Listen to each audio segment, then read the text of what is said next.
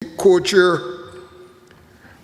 and myself, the co-chair being Senator Tony Moore, the General Secretary of the BWU.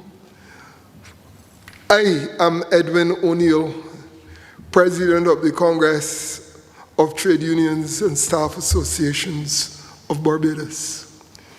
Let me welcome you warmly to this gymnasium for the ongoing discussions on the BOSS program. When the idea was first mooted, all of the trade union leaders recognized that such a matter would need the cooperation, the consideration, the opinions of the members who make up the union. There were discussions at the level of the social partnership, as there was amongst some of the leadership of the labor movement. It was then determined, after much commentary, that it would have been a good thing for the principal architects of what is now the BOSS program to speak directly to the membership of labor. The Prime Minister, being the primary architect, graciously consented to participate in this interaction between labor and government. That is the background for why we are here. When you hear the presentation, you are invited to fully participate by way of questions and or commentary on what you hear this evening. Hopefully, by the time you've come to the end, you will be in a position to give the leadership of your respective unions a clear and definitive answer on what your thoughts are on the BOSS program. With those comments, I now invite my co-chair, Senator Tony Moore, to make any remarks. Good afternoon to everybody. Brother O'Neill, you have gave quite a comprehensive welcome. I think I wouldn't want to steal too much from the presentation, but would allow for Dr. Greenidge to be able to present to you so that we have as much time as possible afforded for conversation afterwards. I'd just like to say welcome to those who are joining us via Zoom, Facebook, and YouTube, of course. We welcome your feedback and your comments as well, and we'll be taking them in this session. So with that, I think we can start to move further into the agenda. We will just, thank you, Senator Moore.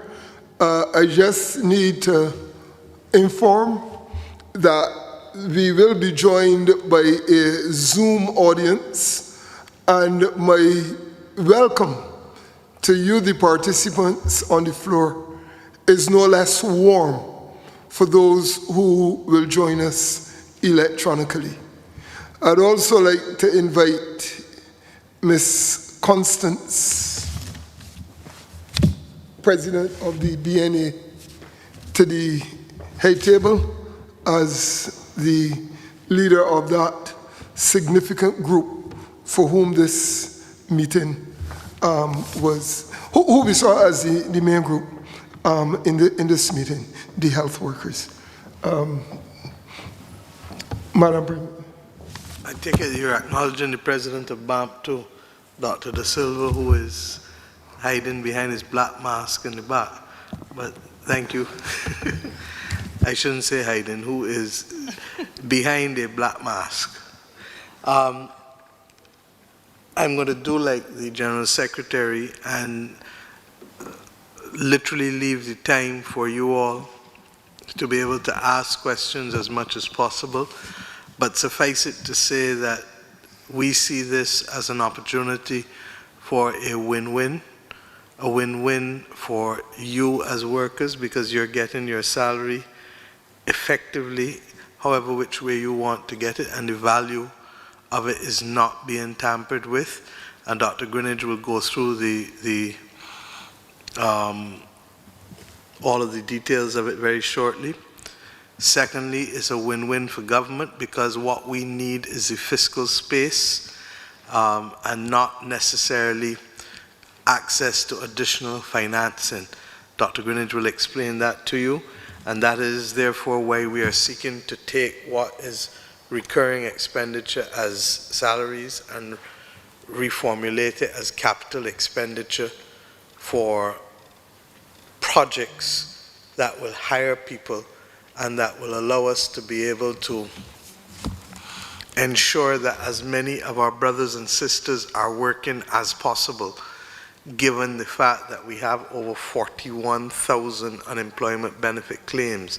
That's not necessarily people. That may hasten to add. Our unemployment rate had actually dropped a low, I think, in January of 9.5%, which is significant because obviously it had gone as high as 11 and 12 in the last few years. But this has now, one in a lifetime event, has put us back to behind, and we have to start over again. Thirdly, it is a win-win for savings. A country needs capital formation, needs savings in order for investment. You need it at the personal level, the country needs it at the collective level. And fourthly, it allows us to close the circle of enfranchisement by ensuring that Barbadians en masse will not simply be tenants in their own country, but through savings and other participation in financial instruments, it means that we are allowing Barbadians ultimately to get into a new form of enfranchisement, which is effectively taking a stake in other areas of the economy and in financial instruments that hitherto we had not a lot of people doing. We have indicated in the past that we are going to do everything in our power to be able to make sure that I want to welcome Minister Bostic. And Jeffrey, come, there's room up here for you, sir. No, we're going to make some room, don't worry.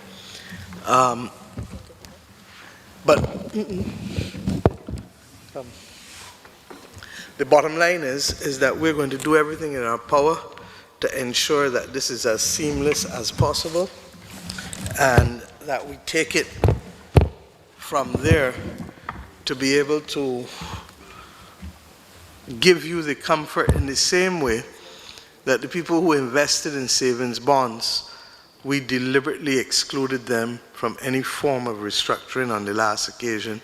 And given all that we have put in place, we do not anticipate, we do not expect that the government of Barbados should ever have to go there again. And in fact, if we go there, we would now have to pay back billions of dollars. That just simply is unsustainable. And that's why we are being as deliberate and precise as we are in all that we do, because the country has to maintain discipline while at the same time creating opportunities for as many people to be able to work and to eat, because all Barbadians must be able to eat at all times. COVID, you, the healthcare workers, know better than any of us that this is a one-in-a-lifetime event with respect to the extent to which this virus has claimed the whole world as its victim. And to that extent, memories of the 1918-1920 Spanish flu are being shared over the last few months to remind us of what the world has gone through. Before I hand over to Dr. Greenidge, I'd like to say to the others in the back, if you want to come forward, the chairs are spread out. One of the things that I hope to do in addition to closing the circle of enfranchisement is to allow Barbadians to be confident and to know that your place is up front, not in the back. So those of you who want to come forward, with me, you are always up front, so come. Thank you, Dr. Greenidge. Just before you go to Dr. Greenidge, Madam Prime Minister, I have two announcements to make. Once you reorganize yourselves on the floor, be aware that the motor car PA 1779, PA 1779, your hazard lights are burning. And the second announcement, there are some safety requirements on the use of the gymnasium, so they are going to make an announcement now, which I hope you'll all pay attention to in the unlikely event that we have to resort to that. And then Dr. Greenidge, you're free to pick up on conclusion of those announcements.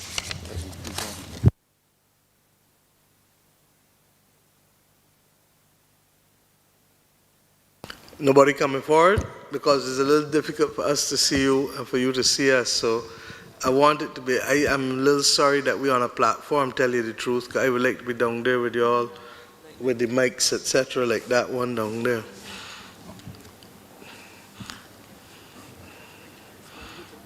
Don't feel no way, just come.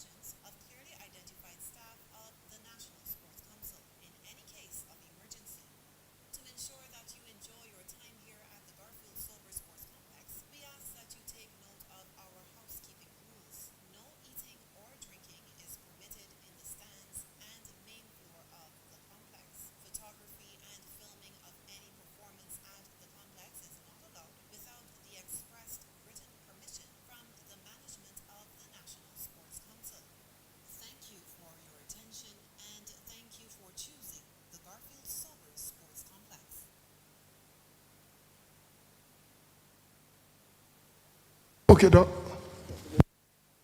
Good afternoon. Thank you, Prime Minister. Good afternoon, everyone. So allow me to begin by sharing my screen so everyone can see it.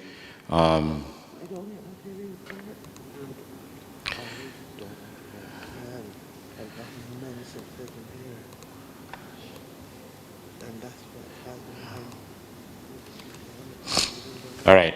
So I'm going to present on the BOSS program. You've heard it.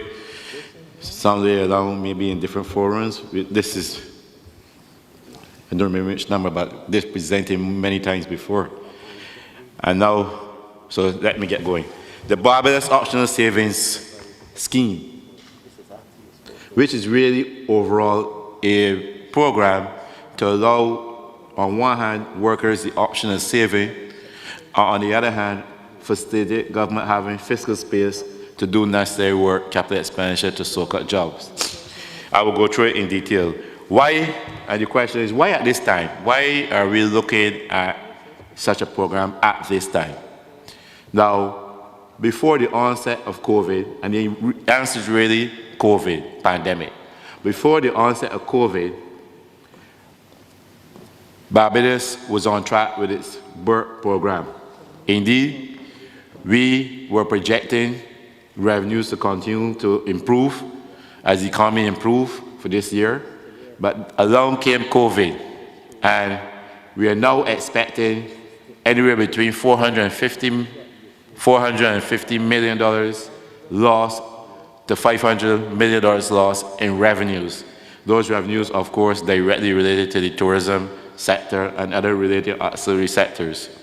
So with the loss, as COVID came on set, we're losing revenues, and we expect to continue to lose revenues. On the other hand, government had needed and have begun to step up in response to COVID as early as March. You have known about fitting the quarantine centers, both at Harrison Points and at the various other facilities, refurbishment to polyclinics, purchasing medications and medical supplies, testing kits, etc., and generally stepping up in response to COVID. And as COVID dragged on and the country started to lock down, of course, government responded again to try to provide assistance to households and families who became displaced and to generally mitigate the effect of COVID on the economy. So we've seen government would have come out with its $45 million support household program, survival program, which included, you see, 40% increase in rates to the welfare department's clientele, another $600+ going to the most 2,000 vulnerable families, support also to NAS through supporting NAS in the liquidity position, and we're still working on that also. And variously support, and the idea is to help households and families weather through this temporary but exogenous shock, severe. On the business side also, ensuring that businesses don't close down, because the hardest thing to get started is a business that has been shut. But if the business just come to a very slow pace, and we can keep it open and keep things just there or ready to take off, then you're in a better position to take advantage when the country, the world open up in general. So things like the 200 tourism zone facility, which allow hotels to refurbish and upgrade their product and to be ready when the world opens up for tourism. The VAT loan fund allowing business to borrow against their cash flow and their previous backfall, these sort of things, and indeed fast-tracking private sector projects where they can be done in order to soak up employment. All of this was announced by Prime Minister in two different budgetary presentations. But as COVID dragged on, we saw the national NIS claims, unemployment claims rising, and they're now south of 41,000 claims. That's not necessarily bodies. We were told that there's about 20-some-thousand bodies, but nonetheless, almost a third of the workforce. And so there's an urgent need. There's definitely a responsibility for the government to expand further its capital works program into areas that can soak up employment. So when government expands its capital work program where it can and bring forward things, especially those that are not related to tourism, like painting schools and upgrading schools, buildings and government buildings, roads repairs, and debushing and beautification and environmental works, and in sanitation program, upgrading and market areas, the fruit markets, the fish markets, etc. This actually employs people who will probably be displaced in other areas because of COVID, and that is how you get the government is trying to deal with this rising unemployment issue. And it is again the best way to stimulate growth and prepares us to pull off when tourism come back. And so the question, it becomes necessary for government then to create what we call fiscal space, $100 million in fiscal space that can then take and push it and channel it into the capital project program. Now, persons will refer to the term, fiscal space. What do I mean? And this is also in response to the question, why not open up to the rest of the country? Why just public servants? So let me explain the difference between fiscal space and financing requirement. Now, government is not in need of finance, like money to invest. Yesterday we still have about $1.7 billion in reserves from a low of $420 million when the program started 2 years ago. Government have a significant amount of the cash in deposits at the central bank. What we are trying to achieve is fiscal space. And let me explain the analogy. Imagine that you had a 40-foot container. And imagine that everything you spend has to hold in that container. So in there you might got, in your case, you might got your food expenditures that you spend at home. You may have got your mortgage, your car loan. You may have got other support for other family members. Whatever you must spend is in there. In government case, it's wage bill. It is the interest that it pays on previous loans in the container. It is goods and services it spent in different areas. It is it's capital works program. It is the money transferred to SOEs like Transport Board, different SOEs that keep them in terms of support. All of that is in that space, that 40-foot container. Now, that's my fiscal space. What I mean by that is that imagine you got all the money in the world. Outside your container, you have no lack for financing because you are the Bill Gates of Barbados. But only constraint is that what you spend must fit in that container. And in order to spend something else, you got to make some space within the container. So in government case, if it could shave off something within the container, we look at repurposing expenditures and refocusing them. We look at the goods and spend on goods and services, doing things digitally, etc. as opposed to be buying paper and things. We look at different things on the wage bill. Now, the other thing I must tell about this fiscal space, this 40-foot container, is that everything is recorded as cash. If it's not cash that you spend, it don't go in there. So the wage bill, which last year was $806 million, is cash, is a part of that container. Now, here's the idea. If government, can reduce that wage bill, not by reducing employment, because that's a commitment that government is not trying to hold fast to, maintaining and retaining employment, not by cutting salaries, because we don't want to go there either, but by paying a portion of the salary, not as cash, because in the fiscal space, that container, only cash goes in there. So paying perhaps 90% of your salary as cash and saving 10% by giving you a bond and making it worth your while to hold this bond by paying you something on the bond. What it means is that in my container, if I spend 10% less on salary as cash, instead of $806 million last year, say $706 this year, then that $100 million is space in the container. It's fiscal space. No one can now spend that money and channel it into capital expenditure. Has nothing to do with the financing outside. Space, fiscal space. And you may ask me, but who determines the container is 40 foot? Why not 20 foot? Well, you remember it all has to do with fiscal prudence. Prior to the BERT program, we will have had fiscal deficit averaging 7%. And that when you're averaging fiscal deficit 7%, it means that your expenditure is outstrips your revenue. So much so that it's 7%. 7% means you got to find some money from somewhere. In the case of a household, that means that your income is less than your expense on food and everything else. You either borrow from the bank, borrow from someone, or you have to do something, sacrifice. In government case, it usually means involving debt. So we fixed that. Now that government, we have paid down the arrears from $1.9 billion to just above $200 million. Expenditures is now not outstripping revenue. Revenue is outstripping expenditures, so much so that we have a small surplus, and even running a larger primary surplus to pay down our debt. So the fiscal house was put in order prior to COVID. What you don't want to do, join a shock to your system. What you don't want to do, join like that, external shock like COVID, is to worsen your fiscal so much so that when the world opens up and you're ready to go, you have problems that you cannot fix.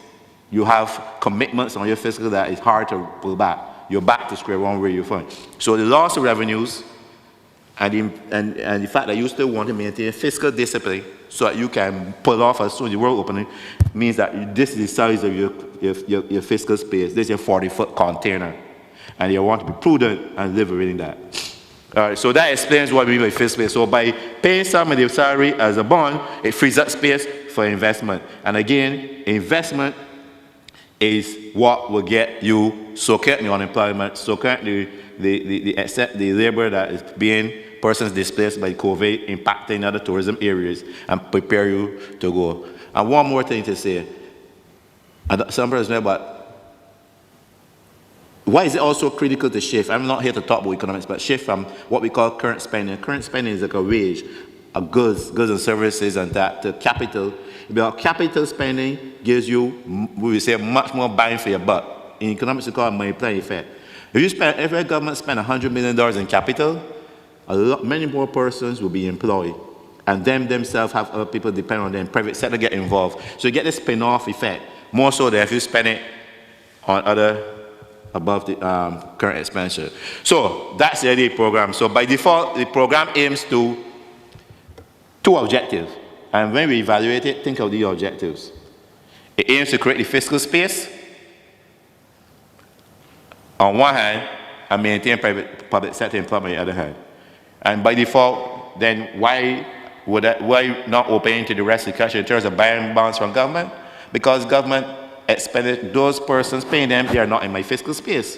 Government don't pay the private sector workers that work at any private company. They are not in my fiscal space. So they're having bond provide me financing, but I don't have a finance issue, right? But they don't create fiscal space. So that's why it's reserved for the public sector workers. And it's seen to achieve the objective of not shedding employment. More importantly, because this money is committed to go into capital, it means that workers, by investing in it, is helping their brothers, their sisters, their friends, their families around them get employment once the program gets going. In terms of understanding pictorial, the image they have there, on the left-hand side of the pole is what currently exists. A worker works, he gets his full salary as cash, a deposit in Bank A, Bank B, Credit Union, Bridgetown. The proposal going forward from July, which is what we are targeting to start, this worker gets his full salary the same way. First truth of this, full salary. The difference is that he gets, or she, 90% of the large amount, I will show you the ratio soon, in terms of cash, and they get the other small proportion as a bond. And see how I earn in my fiscal space, because once the bond is issued, it doesn't go into my expenditure container, or 40-foot container, it goes as a debt for future expenditure in my debt container. So I get the space there. The worker gets all his money because part he gets as cash and part he gets as bond.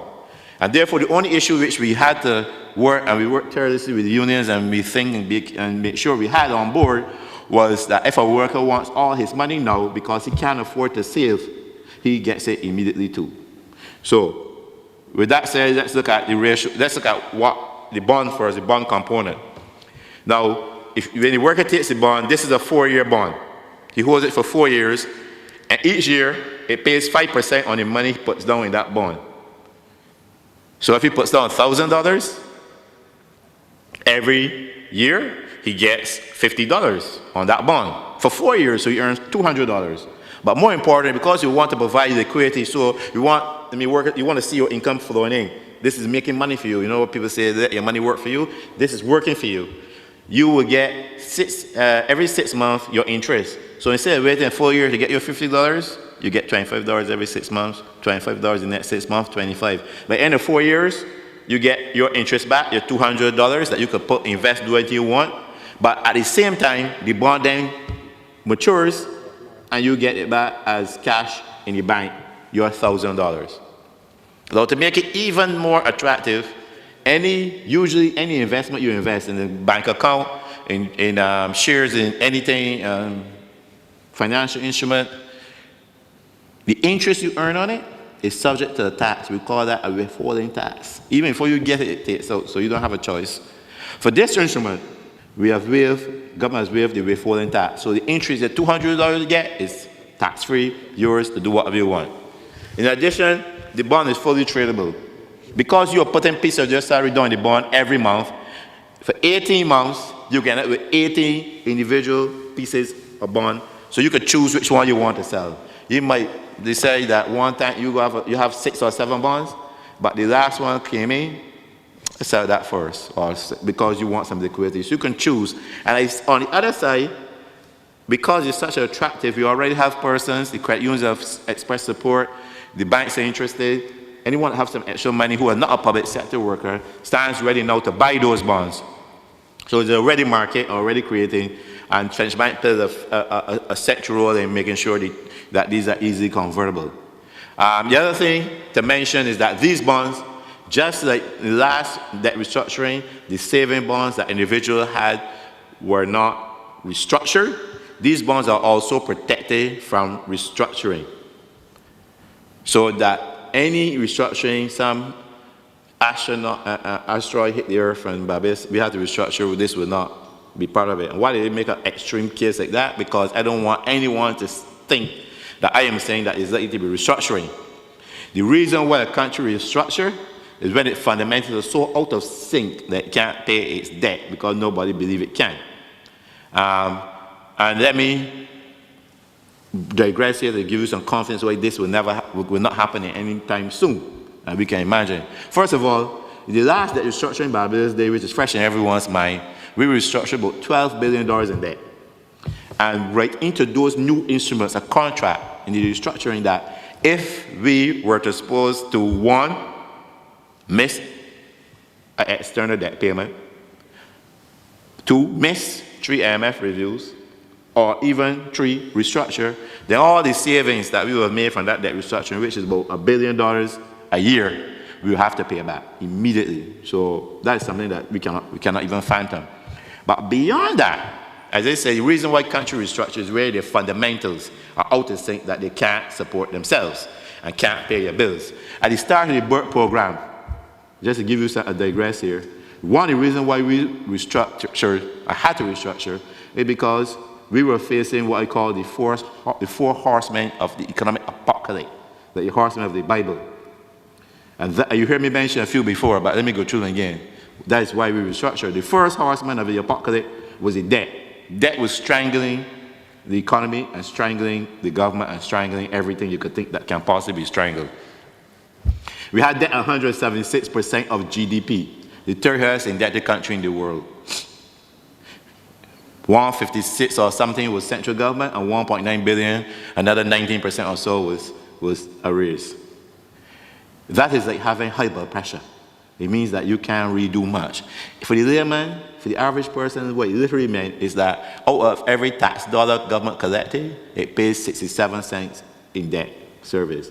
It meant it only had 33 cents remaining to do everything, to do infrastructure development, to pay wages, to pay things. And if you recall, and that's why even with all the best intentions, the government could not have done any capital works program, and you will have seen the deterioration in infrastructure. Because if you're paying that much, you can't got anything to do else. In fact, it became so bad that after a while, the central bank was paying central government wages, printing $15 million every month. So you know that was a bad position. On the BWU program now, we have fixed that force, we've eliminated and fixed that horseman of the economic apocalypse.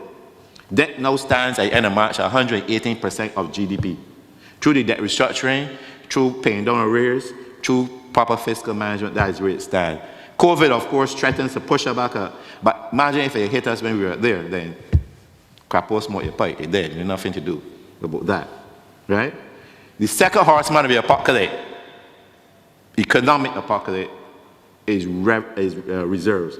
Even more so for a country that is highly open, we call everything we consume, most of it, 80-90% is imported. the reserves that they blooded the country. Without reserves, you're dead. Exchange rate gone through the window. In beginning the BWU program, we have $420 million in reserves. And we spend about $60, $70 million a week. So how much weeks that is? About four weeks and a bit that you can survive. And then there was Citibank loan coming due, one of those in July. Then there was the hurricane season approaching, another couple 150 to 200 million in our payments in any year. But imagine if we had that now, on COVID, because even where we are now, I will tell you in a moment, we expect not to increase reserves like any year, but to lose about 700 million. The good thing is, our reserves currently stands at 1.7 billion. And on tomorrow, we go to the IMF board with our 4th review of the BWU program, which we have met all our targets that we have set and endorsed by the IMF. And once we pass the board, we will get 49 million usual disbursement US, another 90 million because of the impact of COVID is having the economy to help us to deal with the COVID effect. That will give us what? 1.7, another 300, about $2 billion. And if you do the math, assuming spending $70 million in a week, that gives us about 24, 25 weeks. My math may be off, but this time of the day. So now we're in a better position. The second horseman, we have dealt with that. That is like if you had cholesterol in your arteries. Now because we have dealt with those two, it means that you are able to weather through, and if we hold together, this pandemic that is hitting us right now. If we didn't deal with them, you couldn't. It's like COVID hitting a person is not healthy. They stand a less chance of recovery. The third one, and the most important one really, although all the really critical, they're all intertwined, is the fiscal house. Government fiscal financing was unsustainable, in a terrible position. And one indication that is when you can't pay your bills. The fiscal deficit averaged at that point in time 7% of GDP. It means that expenditure, I told you before just now, it outstripped your revenues, so you have to be borrowing all the time to meet daily payments. And if you can't borrow, because the debt's so high, you make your amount arrears, and you see that arrears was 1.9 billion. There are now 200 and something remaining to be paid off. Once you fix that, that's what we say, you don't want to worsen the fiscal space now. Once you fix that, it means that person has confidence that government can pay its bills, and you will see the upgrades we got because of that. In fact, those three horsemen of the economic apocalypse being fixed meant that's why Moody's looked very recently said, while other countries are being downgraded, that Barbados outlook remains stable because the fundamentals is like a healthy person getting hit with COVID versus an unhealthy person. The healthy person outlook looks stable, while the unhealthy person, you will say in critical condition, you have to watch them carefully because you're not sure what will happen. Is the economy the same? The fourth horseman, which is always the one we've been working on, and always come in the middle of a program after you do the other three, is economic growth. And we have been doing that, fixing the employment growth, doing business, making sure that people can, the town country planning and those sort of things are efficient. That is what we have been on and was targeting, investing in the right areas, getting people on board, digitization, that sort of thing. COVID has put a pause on that, but with this, what we're trying to do is jumpstart that and get it going in the right direction. I say all of that to say you can have confidence that these bonds, besides the fact that it's given that they won't be restructured, economically there's no reason why you even will go there. The fundamentals are good. So let me explain now the portion that goes, we recommend by default that goes into the bond versus cash. If a worker is earning less than 36,000 a year annually, and this is net of taxes, BWU, NIS. It also does not include any allowances, travel, those sort of things, your basic salary, which is less than 3,000 a month. You get all your money in cash and no bonds allocated. However, recognizing that this is definitely a savings opportunity, we allow those individuals to opt in and say, well, give me $200, $300, any amount, what they want in bonds, and we will facilitate that. Person earning between 36,000 and 50,000 a year, again net, which is between 3,000 and 4,166 per month, will receive 93% of their salary in cash, and the other 7% as the bond.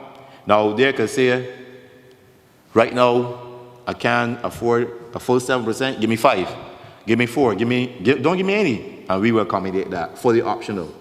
And I explain to you why this is optional hoping. This is fully optional. I will show you why that is in a minute. And thirdly, next category, between 50,000 and 100,000, you will get, which is between $4,166 per month and $8,333 per in a month.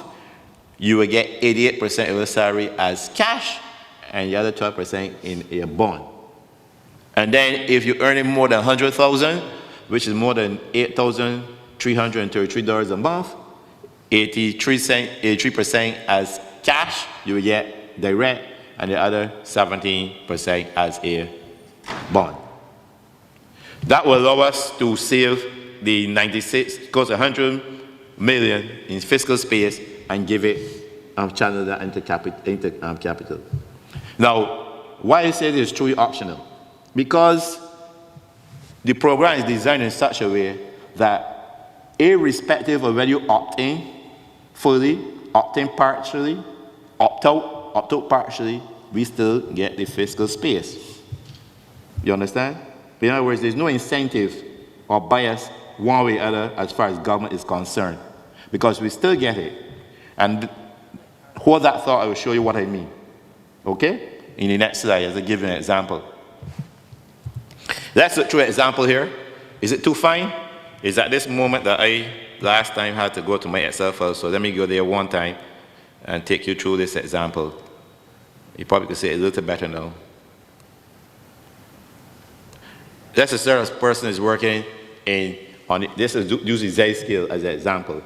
So this individual's gross salary is $48,756.58. Okay? Their net take home after taxes and IS comes out is $3,397.09.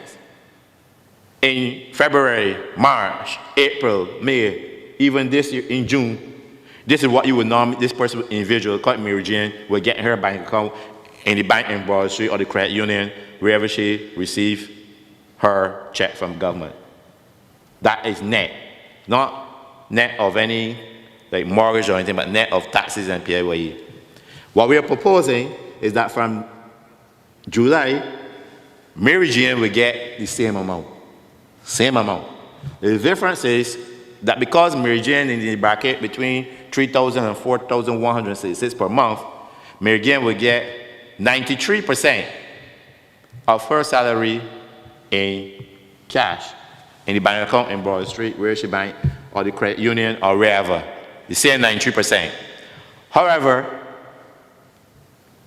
7%, which in this case is $237.80, next time I use some round numbers, $237.80, she will get as a bond in her bond account at the central bank with a statement to show it. So she gets two statements, which add up to her normal check. She gets a statement from the Treasury explaining her paycheck, what the net is. Your net is $3,397. Bam. $3,159.29 went to your account in Broad Street. Bam. $237.80 went to your bond account in Central Bank. Central Bank sends a statement to confirm this is what you have. All right? Let me explain the savings component of this first. Then I'll show you how we deal with liquidity for a person who don't want it, and show you why it's truly optional in that order. Now, if, remember this is coming out every month. So July, Mary Jane puts on $237 in bonds. In August, same thing happened. In her bank account, she get $3,159.29 from the Treasury, and her bond account increased by another $237. That's bond number 2. In September, same thing, bond number 3. October, bond number 4. So by end of 18 months, Mary Jane will have received 18 pieces of different bonds, each with own earning interest rate 4%, maturing for 4 years from the date in which she received it. She will have saved in her bond account at the central bank $4,208.33. If she had put it in a commercial bank or in a credit union, she will also have saved the exact amount. But here's the difference. With the bond, she now over the 4 years gets $856.07 in interest over the 4 years. And this is interest stream because it pays every first 6 months. It varies because you are, at each point in time you have different amounts in your bond account. But they add up to 856. If she had put it in a financial institution, that $4,200 plus would have earned only $25 in interest, assuming with the bank rate at zero, the interest rate in the bank's commercial at 0.15, and some are lower. But that is what you earn, but then what you're getting, because the bank can charge you $5 a month maintenance fee. That's $240. So you owe your bank $214 or to your $200 that you put down. And I even count the fact that you get $1 charge for going to a different ATM machine, or $3 will be counted so you enter the institution. So however you count it, you lost. So this, by any means, is a no-brainer when it comes to savings. So, truth, any public servant who wants to save should use this as an option. But how do we deal with the person who says, for one reason or another, I really can't put down all my money in it. I can't put down the $237. Meridian says, look, I got a car loan happening at the credit union. I got a loan at courts. I can't really afford it this month, maybe in 5 months' time. I can't put down any. Give me the $237, my full, I want my full money. 339717, I want to sit on my bank account and pay there. No problem. The government, Ministry of Public Service, send instructions to the Treasury to pay me during how much? Pay she $3,159.29, not the full amount. $3,159.29. At the same time, it sends instructions to the central bank to credit Meridian's account with the $237.80 as a bond, and then sell it and send the money to her bank account in Broad Street, wherever it is.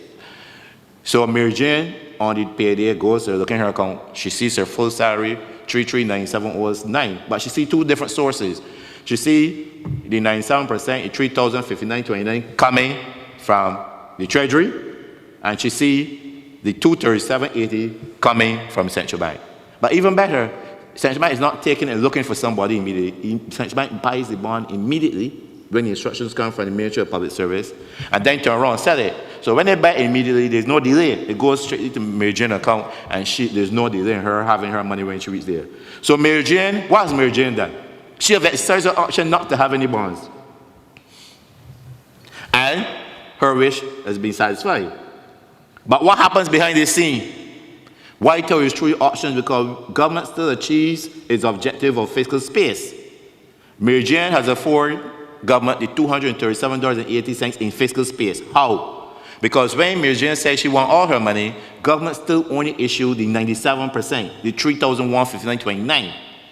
It, however, issues a bond in Mary Jane's name, which central bank bought and give her the extra space. So in my fiscal 40-foot container, which I mentioned, I did not put Mary Jane 237 in there. I created that fiscal space I'm still sent to use into capital. Someone else, John Liu, in the private sector now, who doesn't work for government but has some extra cash, buys Mary Jane bond from the central bank and earns the interest on it. Objectives are three. If Mary Jane says, next month, look, things are improving, I'm done with the court's loan, I don't got to deal with our courts building more for them chairs, but I still got my car loan. So I still can't put down 237. I got to put down 100. No problem. Government, Ministry of Public Service, send instructions to the Treasury saying, pay Mary Jane, how much? $3,159.29, the 97%. I record on my fiscal bucket again. Then it sends instructions at the same time to the central bank. Credit Mary Lou's account with $237.80 in bonds, and remember Mary Jane said she only could save 100. Sell $137.80 and give Mary Jane her money. What Mary Jane sees? She goes to the bank now, she sees the $3,159.29 from government, Treasury, and she sees the $137.80 from central bank. So she gets her total salary less the 100 she says she wants to save. Now what happens on the back end? What has government done? It still issued 97% in cash, in the fiscal space, in the container, and central bank takes the bond, the 237, buy it, creates a capital expenditure space. John Lou now, central bank sells him the other portion, the 137, and he could earn interest on that. Mary Jane got 100, John Lou got 137, Mary Jane got her other 159 in cash, 29, everybody happy. So really, let's look at it as in what it really is, bare bones. It does not matter. However the public servant chooses to opt in, opt out, and government achieve the dual objective of maintaining employment and maintaining fiscal space. So there's no incentive to sway anyone other way but except to present the program as what it is, an opportunity to save. All right? So we have dealt with the liquidity issue. That means in case a person wants. The bonds are also very fully tradable. Indeed, at any point in time, Mary Jane can, and I'm using Mary Jane, but I could use another masculine name in the public sector, John Brown. John Brown could have 6 pieces of bonds in his account, and something could happen and John Brown needs his money now because he got a medical emergency or he want to take a trip, or the ex-wife or girlfriend put some pressure on him. Either way, John Brown needs his money now. John Brown could easily call the central bank and say, listen, sell 5 of my bonds because I need my money right now. And because the credit unions have indicated that they stand willing to buy directly from central banks and funds, the financial institution, other persons who's asking to be part, the demand is there, John Brown get his money. Now, what we can guarantee you is that at the point John Brown got his bond on payday, that the central bank would take it dollar for dollar. In this case, when John Brown exchanged $237 and say he want his money, he get $237 in cash, and central bank get $237 in bond. That guarantee is only on payday. If after now John Brown decide he wants to sell his bond, but it depends on market forces, right? You understand me? Because demand might be so high that instead of getting the $237 dollar for dollar, remember John Brown earning interest on that, depending on what he said already. The bank or the person buying might offer you $102 to the $100, right? Because demand. Or you might come at a time where it's soft, the market what we call soft. I mean, there are people asking for it, and he gets 98 cents. So it depends. But credit unions also had indicated that if the worker brings the bond to them directly, they're willing to give you par as it is, particularly if it's close to the time which you receive the bond. And that option also, should mention, benefits everybody, win-win. Every time you look at it, it's win-win. I saw a car salesman, but that's not what I am. I'm just presenting facts. But you can't help get excited about the true facts. The win-win is that the credit union now, right now, credit unions invest the money you put with them in the banks. There are very few options earning the same interest I just showed you, 0.15. If you present your bond to the credit union will lap it up. You know why? They're now investing your money in 5% earnings. They benefit, so you get a $1,000 bond to them and say, well, I want to pay my mortgage. They take it from you, cash it, give you $1,000, pay your mortgage. But they have a bond that will earn them $50 every year. They invest it. Their revenues increase or improve. The share values improve. You get dividends, win-win. You could even sell it. Your bond is so marketable, you could send it to your friend sitting beside you, or your aunt, mother-in-law, whoever. Use it as settle payments. 2 people interested, you got a buyer and seller. You download the form from the central bank, a change of name form. You go and see the priest because that's to make sure you're actually getting your money and to you actually agree or sound mind.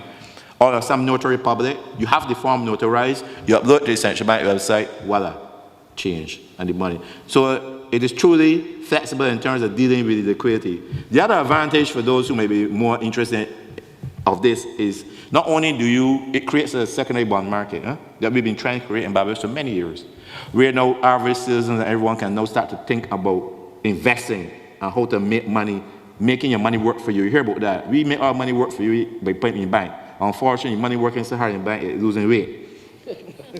But it is now you can make your money work for you, truly work for you, and gain weight for you by putting it in this. So we create that secondary bond market. In addition, if you go for a loan from the bank, you want to buy something, a car, something, 40,000 car, and you already save $25,000 in your bond. You don't have to cash in your bond and lose your interest remaining for the rest of the next 2 or 3 years. The credit union or any financial institution will hold that as collateral against your loan while you still receive your interest coming from your bond. When you finish, you cash out, you go back your money, everybody good to go. So there are many benefits of bond market and creating a secondary market there. Anyhow, we'll pause here and then we can then deal with questions. Thank you. Ladies and gentlemen, you have heard the presentation by Dr. Greenwich. I now invite you to pose any questions you may have about the BOSS program as articulated by Dr. Greenwich.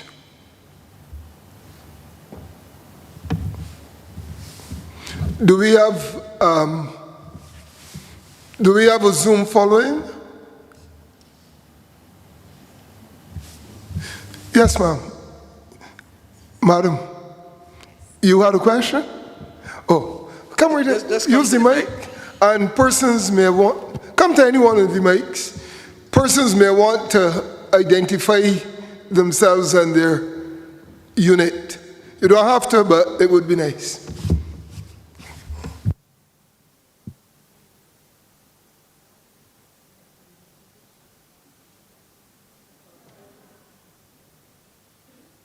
Somebody help her with the mic, please.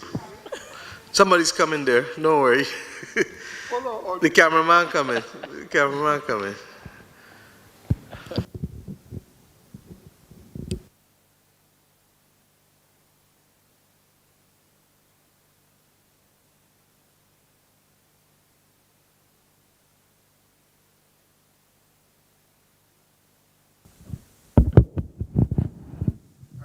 Thank you. No, that was hidden, so I would never have gotten that done. But I have two concerns. And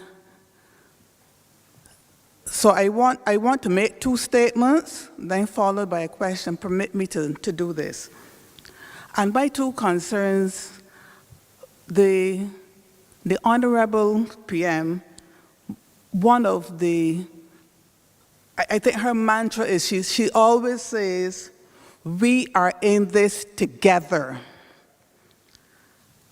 Now, my point is, I'm saying, I think that even though you're saying that everybody, all public sector workers can become involved, I'm saying that that should be thrown out to everyone at the beginning. In other words, I'm saying if we are all in it together, it should be all categories of workers, so that even if at the bottom you say, give me 1%, just 1%, because at the end of the day, that category don't pay income tax. They get the $1,300 when they file the income tax. That's one. I'm not going to dwell on that. Want me to answer quickly for you? You don't have to move. Pardon? I can answer quickly for you, but Sure. You don't have to move. One of the reasons we left out persons under 35,000 initially was 36,000 is because, one, we realized that the margins were very tight, but two, we are going to be launching very shortly an aggressive housing program. And I think I've mentioned it a number of times. And this housing program is essentially for predominantly the lower income ends of the public service. Let me explain why. I don't know how to look at a policeman who may be a constable earning, what, $2,800 a month, Edwin, 3,000? But people want to sell him land at $25 a square foot. And the man didn't start to build foundation yet. And in some instances, the last government approved, for example, a development in my constituency, $25 a square foot and 9 foot a mole before you reach foundation. But I feel like crying for them people. You understand? So that one of the ways in which we could increase capital works, which is the same thing we're trying to do with this $100 million, is to apply it to capital works, is also by getting the housing program going. But the best way to get the housing program going is to have what? People who need to buy houses or to have houses built. So, short answer, if people under 36,000 want to participate, I think we've said that we will try to we will accommodate them. But we are conscious that that's the category of person, for the most part, that we need to enfranchise in another way first in this country, and that is by making them homeowners in Barbados. Okay? Thank you. Thank you. The next concern I have, now, I represent a category of worker in the public healthcare system, and approximately 31 persons. And I find that the very objective we are trying to achieve, obviously we are trying to save public sector jobs, we are trying to create that fiscal space so that, as you just said, we can do a number of things, a number of other works that is in the making. Now, I think that the very objective you're trying to achieve, this category of worker is neglected. They're fair for their jobs. They're interested in the project, but they don't know if after 18 months if they have a job because of the promise appointment. It is so bad that this category of worker, when we file income tax return, we don't even have a label there for us. We have to choose other, and I think they're too important to have to choose other when we are filing our income tax returns. There's no category for us. Fret not thyself. Pardon? Fret not thyself. I have given the unions a commitment, not only in the social partnership, but publicly. And I think the newspapers carried it, some time back too, that persons who have 3 years or more, other than those who may have a negative reference on their report, there is no reason why we should not seek to move to appoint them as soon as possible. I think the Director General is with us this afternoon now, and she can reaffirm, but also, Comrade, I was going to say Sister Burke. You can say that. Delcia, you may want to confirm the last conversation we had with the same environmental health people and Mr. Rock? From NUPW as well, and we committed yet again. Now, at that meeting, however, we discovered that there may be some things that may make the appointment process a little longer, and I've asked them to go back and re-examine them. Delcia can confirm that if, for example, you say that you need the CMO must sign off on the health of the worker before appointment, etc., that doesn't make any sense. If the CMO must sign off, then so can each of the 600 other doctors registered under the Medical Profession Act can also sign off. So we're just going through now to see how we can expedite the appointments in order to give people that level of security. And the truth is, when you look at it, a lot of people, the majority of people, 8 years, 6 years, 7 years, 9 years, eh, Lay?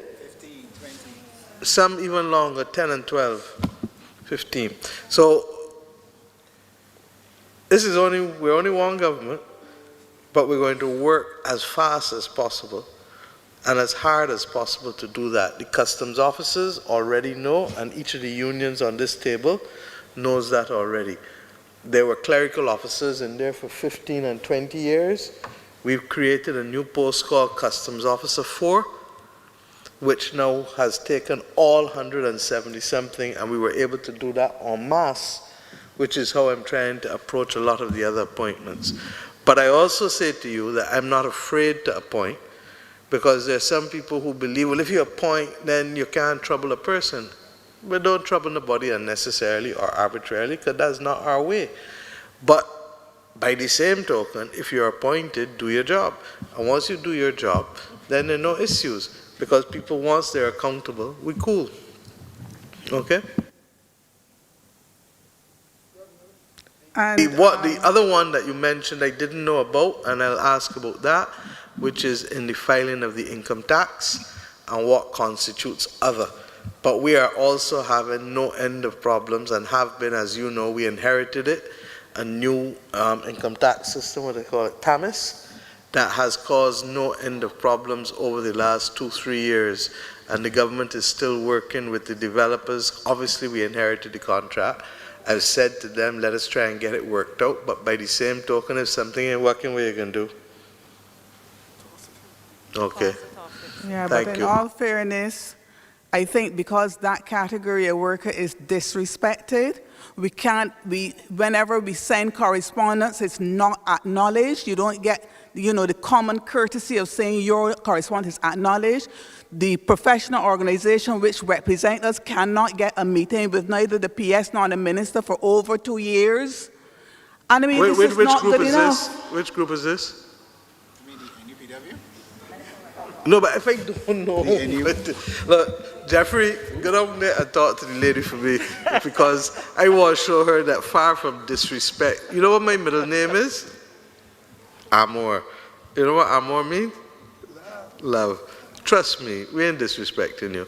But equally, we can't read minds or know where every problem exists. And I accept that I'm trying to change the relationship between how the public servants function, how we reach for the best and the top, and how we support each other. Okay? And if you are really my friend, when I do ignorance, you're going to tell me what? Man, you're doing ignorance, hold back there. And when you're doing well, man, you're doing good, go forward. So that ability to talk frankly with each other without anybody taking umbrage is what is also critical. Because believe you me, if we reach for the stars and we give the best that we can give, this morning I expressed the 4 C's: confidence, creativity. Okay, you have to think outside the box, and this program, BOSS program, is an example of Bajan creativity at its best. I agree. Commitment, which is why we are all here too, because we're committed to each other on this 166 square miles. All of us see what's going on in the States. One of the things I know reading here was a letter from a Bajan in the States saying, look, she was planning to come home this year with the gathering and come for good after 30 years. But after this week, she definitely coming, and she want to know what she need to be able to move back. Fourthly, and anybody who has children or grandchildren who are likely to be more carefree in that environment in the States, now go be worried, especially if you are of a certain thing. And fourthly, compassion. If we don't care about each other, then we don't stop to treat each other differently. Now, I'm saying that this is not only for our children, but this has to be how we as adults, because Bajans learn not just by instruction. In fact, we learn more by example than we learn by instruction. And that is something that we as adults need to remember when we have children watching us, that we learn predominantly by example. I said all of that to say to you that I can't be responsible for the past.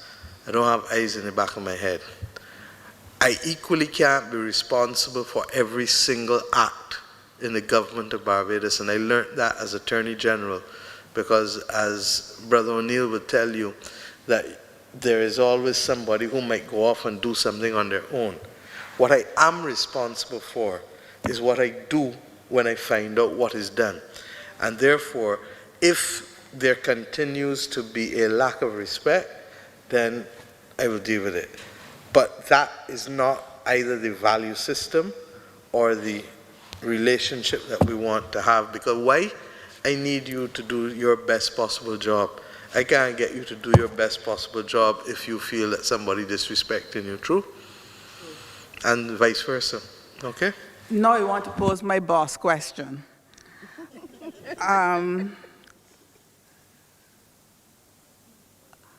could someone, let's say I'm Z14, and at the end of the 18-month period, I would have had 4,280 in bonds.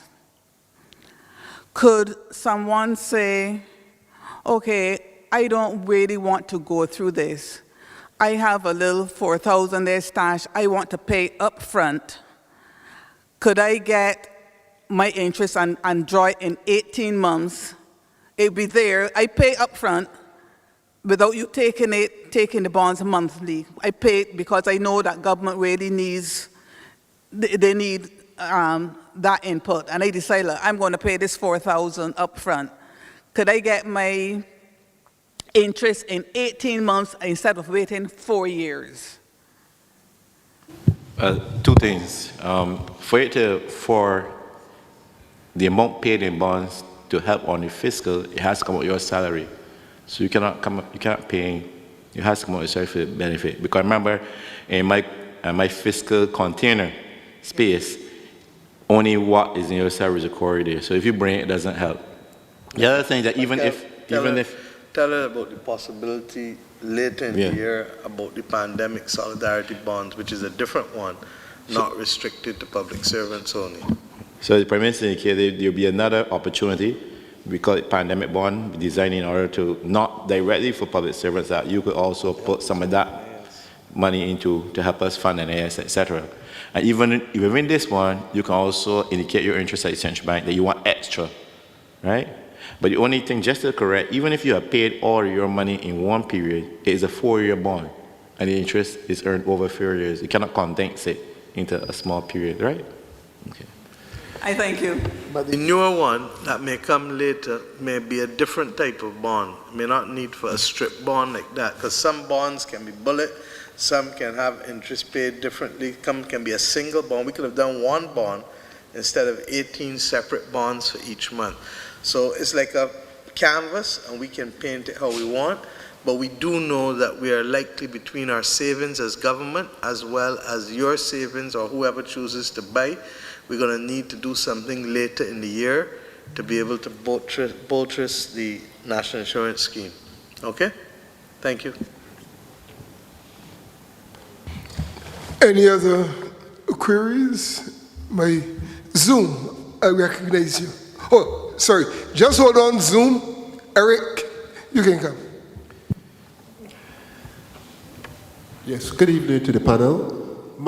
I just want to clarify, can you opt for a less amount of bonds than what is stated, either higher or lower?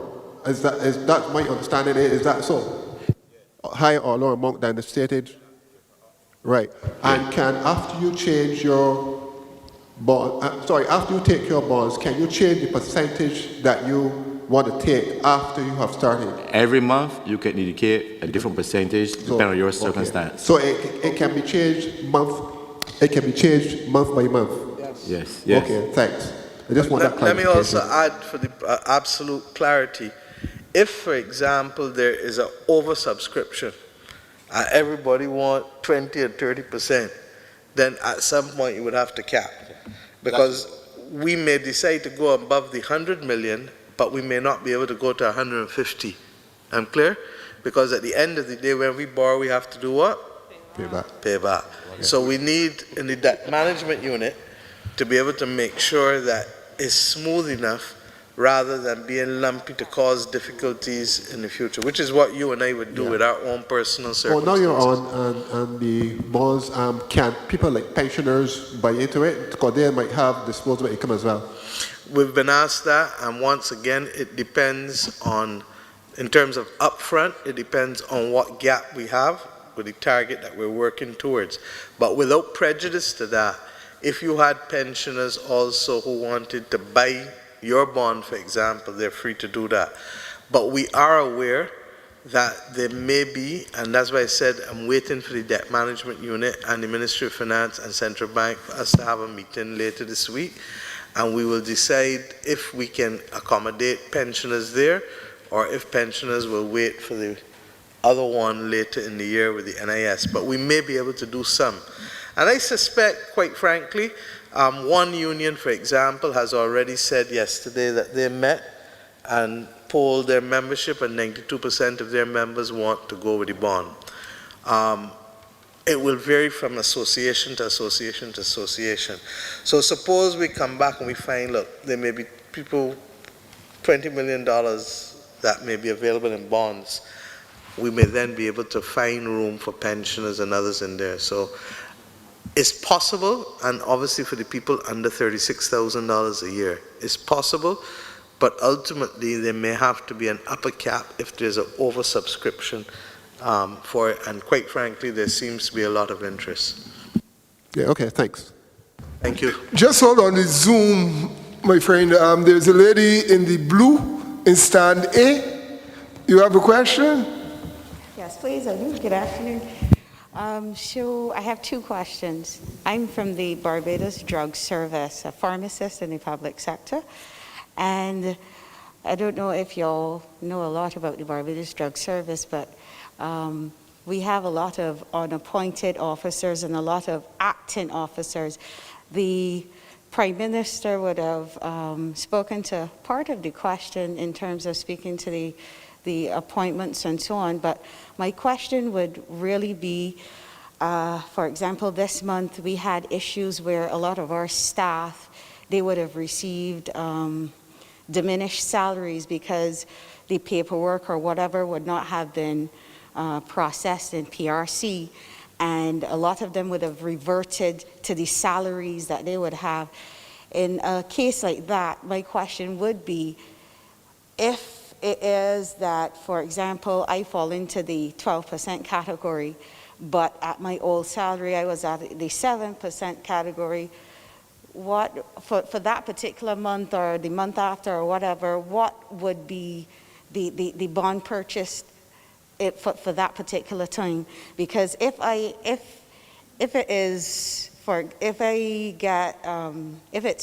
usually getting 12% bonds and I fall back into my old category, then for that month of, let's say, June, for that month of June, am I going to receive a 7% bond, or will you still take the 12% bond, and then, you know, when I get the rest of my salary, would that be rectified, or what would be the case in that particular example? That's the first question.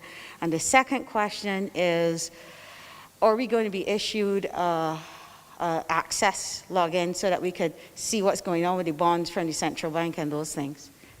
On the first, I'll answer. The second, Kevin will answer. Dr. Greenidge will answer.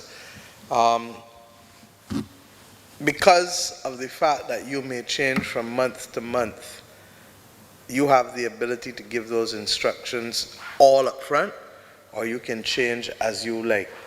We gave the example this morning of a person who might have been acting for 3 months, 4 months, then you have interviews, they weren't successful with the interview, they've reverted, and therefore their salary is less, which is what I think you were talking about. The truth is that you will then be able to make the adjustment if you want. So that intervening factor is not only a factor of your personal circumstances that may have changed, what you pay in courts, what you pay in car loan, etc., if you're getting divorced, whatever, but it also applies to your employment circumstances. So the short answer is yes, you can make the adjustment. Okay, on the second part? Yeah, on the second part, what you will get from the central bank is a statement every month with the opening balance. Say your opening balance was 5,000 in bonds. What was added? 1,000 was added in bonds, and the closing balance. But at the moment, you won't be able to log in. You will just have that. But anytime during the period, you can also call the central bank to inquire about your account, issue instructions to what you want to do. I must say the central bank is playing a much more active role in this scenario than it would normally play as it relates to bonds. And that is because we recognize that public workers, not everyone would be proficient in terms of financial literacy and bonds and what to do. I really want no one to be confused, so to speak, and worrying, how do I trade? So the bank is going to play a very active role. So you will still have access or further access to information related to your bank, your account, trading, taking, putting in during the period. Thank you. Okay, I think we can entertain one from Zoom. Hold on, I think Mr. McDowell wanted to speak. This is CUPM, just as a point of information. Sometimes you may not know that you have been reverted. That is the problem. So there needs to be a communication. Okay, I think that I'm learning that, and I know Minister Bostic, you wanted to speak, so I'll speak after him. Thank you, PM. I just wanted to, because I know it came up at least twice since I've been here. Sorry. Yeah. But the question of the appointments in particular, and I understand clearly what is at stake here, because from the time I assumed office, within weeks, I had to say to the Prime Minister that she has given me a Hollywood ministry because there were so many people acting. And we've been engaging the Ministry of the Public Service, and I've been speaking to the Prime Minister. We've made some headway, starting with nurses first. I remember, for example, all at the psychiatric hospital were appointed. We've recently had some appointments within the environmental health section, and we are looking at others. But there are a number of issues, even the doctors, for example, with outstanding gratuities, some 10, 12, 13, 14, 15 years, and a lot of acting appointments. So it is something that we are not going to rest until we have resolved, because I personally would not like to be in the shoes of those persons who are being affected and impacted by this. And I give the assurance that we will continue to work with the Ministry of the Public Service and the Prime Minister who heads that ministry to make sure that we have these matters resolved as quickly as possible. Thank you. One of the things that I want to do, and I'm glad DG is here, is that we have to relook the whole manner and all of the systems for how we function, how we appoint, how we notify. Because I really am tired of the impact that it is having on people and the morale in the public service. If I do nothing else in this job, it is to seek to make each and every one of you feel empowered that you are being employed by one of the best public services anywhere in the world. Because it is only when that happens, you and I both know, when do you feel passionate about something? When you believe in it, when you like it, when people treat you good. Not true? And that's what we need to work together, because in order for Barbados to claim back ground, where people say, look, them Bajans there, them feel them special. We don't feel we're special. We are special. We are special. But it is only we who can assert that specialness and keep that specialness. And that's done by all of us agreeing. These are the things that we agree to, that we should do. And these are the things that we should say, look, don't talk to them people so, then people come to town, don't shut down that window, then people take 2 buses to get here, you can't got them waiting. So those are the kinds of things, because if we don't want it for ourselves, we don't want it for anybody else. And it's those kinds of things that I don't have a problem in reinforcing, because if each one of us does that, one blow is do what? Kill old cow. And it will allow us to offer the best service of any public service, any part of the world. And that should be our ambition. World-class service delivery in the public and private sector for that matter. I think I can finally take a Zoomer. Thank you very much.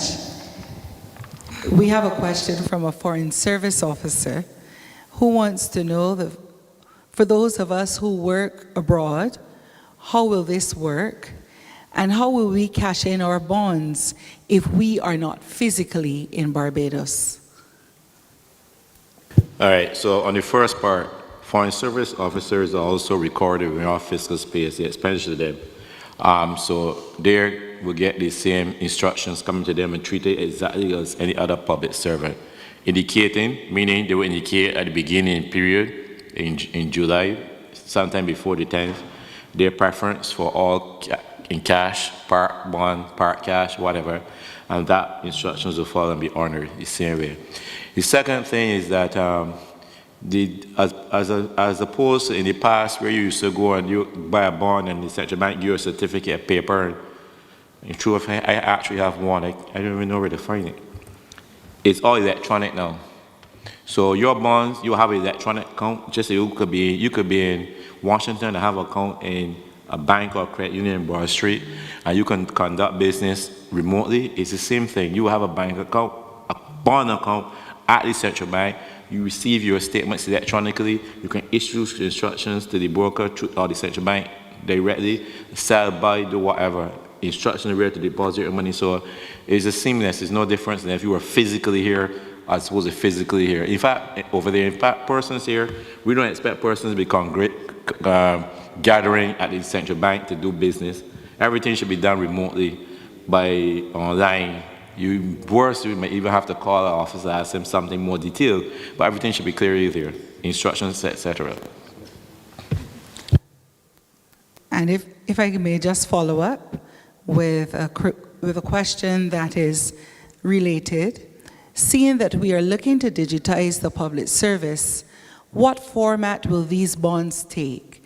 Will they be printed or forwarded in an electronic form? So I think I just answered that one, right? Everything will be electronic, nothing printed. Part of the savings we're doing on this fiscal, everything electronic. Can I continue? Any other questions from the floor? Here. I see 1, 2, 3, 4. We can take them in that order. Just get yourself near to a mic. Good afternoon. My name is Dr. Patel. I work for the Queen Elizabeth Hospital, and I'm also on the Junior Doctors Association. I had a few questions from a colleague of mine. Just getting them. The first question is, what are the cash surrender values of the bonds if I wish to cash them in before they are matured? All right, so on the day you pay there, when this bond is issued, if you sell it cash in at the same time, you get dollar for dollar. If it's $1,000 in bond, you get $1,000 at par. After that, if you were to hold them to maturity, same thing happen. You get the value of the bond at the maturity. But in between, they depend on the market forces, demand and supply. So for example, and we suspect it be more on the demand side. If you want to sell the bonds a year after, so you've benefited from 1 year of interest from those bonds, 3 remain to go, you could sell it to an individual, ask the bank to sell it to you, sell it to your credit union. Either of those parties might say, well, look, I can still earn 3 years of 5% remaining on that bond. I can give you at par. Or a firm might say, listen, you already benefit from 1 year interest. Nah, I can give you 98 cents. So instead of $1,000, you get $998. But then somebody else might come and say, well, no, don't take that. I can give you 101 because I still want earning interest. So it depends on the market forces. Difficult to predict. My intuition is that given the demand I've seen, you're likely to get a par or something above, but that we have no control of. I'll put even more on that. Barbadians are by nature people who are very loyal and very down the line. So that my own bet is that most people who take these bonds are going to hold them to maturity. The ones who sell will only be the ones who are forced to sell. If we doubted Bajan's behavior, look at every time there's a new player in the market, Flow, Digicel, etc., and look and see how Barbadians behave each time. So I think that we're likely to see people hold on to these instruments more so than trade initially. Ultimately, especially with your generation, because you're coming up, I would like you to be looking back 20 years from now and saying, on the 2nd of June, the carrier sat by the gymnasium, and the then Prime Minister talked about the fact that we need more Bajans to invest in different financial instruments and to have what I call a circle of enfranchisement completed, because if not, many Bajans will be tenants in their own country instead of being owners in their own country. And anytime people call my name, tell them that I say all the time, ownership matters. Ownership matters. That's why, ma'am, the people under 36,000, we want aggressively to go to put the housing program in place for them and to be able to bring the prices of both the cost of land, the cost of services, the cost of mortgage, the cost of construction down, because ownership matters. But it ain't only land that matters. I can own land, I can own bonds, I can own cash in my account. So it's to get people accustomed to the different things that they can own that have a value. And I hope that your generation of Barbadians will show us being not only aggressive locally, but going into Trinidad, going into Guyana, going into Suriname, going into Jamaica, going into the OECS. Because ultimately, I don't want this country to be measured only by what we produce locally, GDP, but what we produce, period, and earn from wherever we do it in the world, which Kevin would tell you is gross national income, which is slightly different. And we keep measuring by GDP, insular, rather than measuring where Bajans earning from their companies in this country that only got through the last 10 years, not because of domestic earnings, but because of what they earned elsewhere in the region, that they were able then to be able to support the central headquarters here. My second question is, what happens to the bonds if I die before they mature or at any point? They belong to you, part of your estate. So if I were you, write a will, young or old. I may have to take the advice myself. And if you don't want to write a will and do like Bob Marley, then letters of administration will kick into play, and the laws of Barbados are very clear as to who inherits your estate if you don't have a will. Alternatively, doctor, do not die. Do not die. And my last question, I think you answered it when you were answering the Zoom questions. What are the protocols for losing bond certificates? And you said it'll be electronic, so yeah? All right, thank you.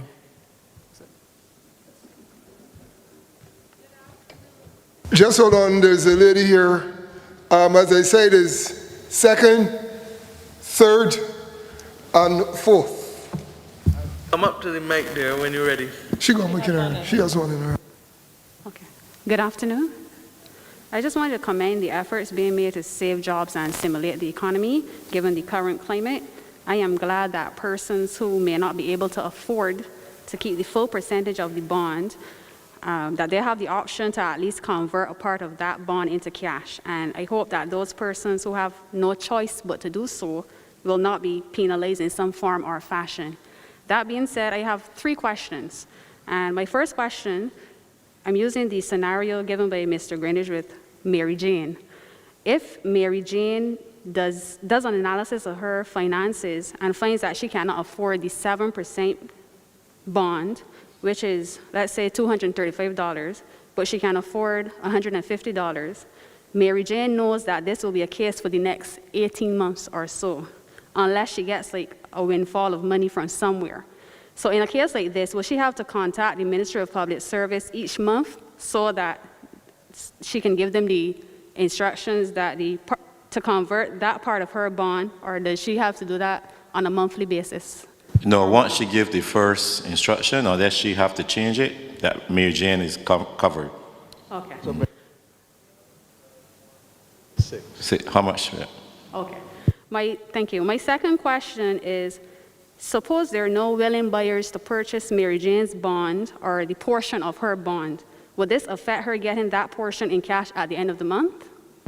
The answer is absolutely not. It would not. First of all, the way it's working is that when the Ministry of Public Service tells the central bank to credit Mary Jane bonds with the 235 in your example, but Mary Jane wants save 100, so sell the other 135, right? Central bank actually buys it immediately. So Mary Jane never have to wait. Central bank then turn around and sell it to the whoever working for it. So there's no delay between when Mary Jane gets a salary and her bond. It's the same thing. Okay. Yeah, so by payday, Mary Jane goes to her bank, credit union in Bridgetown. She sees her 93%, plus she sees the extra, the 135. Because in our example, you say she's saving, her bond is 235. So the 100, she remains in her bond account, and the 135, she gets immediate cash because central bank buys it, and then turn around and sell it. You see? And we design it that way to ensure that no worker has to wait for their cash while looking around. Okay? Okay. But I will add to you to this that, again, based on my experienced economist, and I've been doing this since I can remember. I'm only 25 years old, but I've been doing it for a while. Demand can be very high for these bonds. So central bank is going to have no problem finding buyers. Buyers are going to be finding central bank and anyone hunting for these bonds. Okay, thank you. And my final question is, okay, if Mary Jane sells a portion of her bond, I'm assuming the buyer will then purchase a portion also of that bond.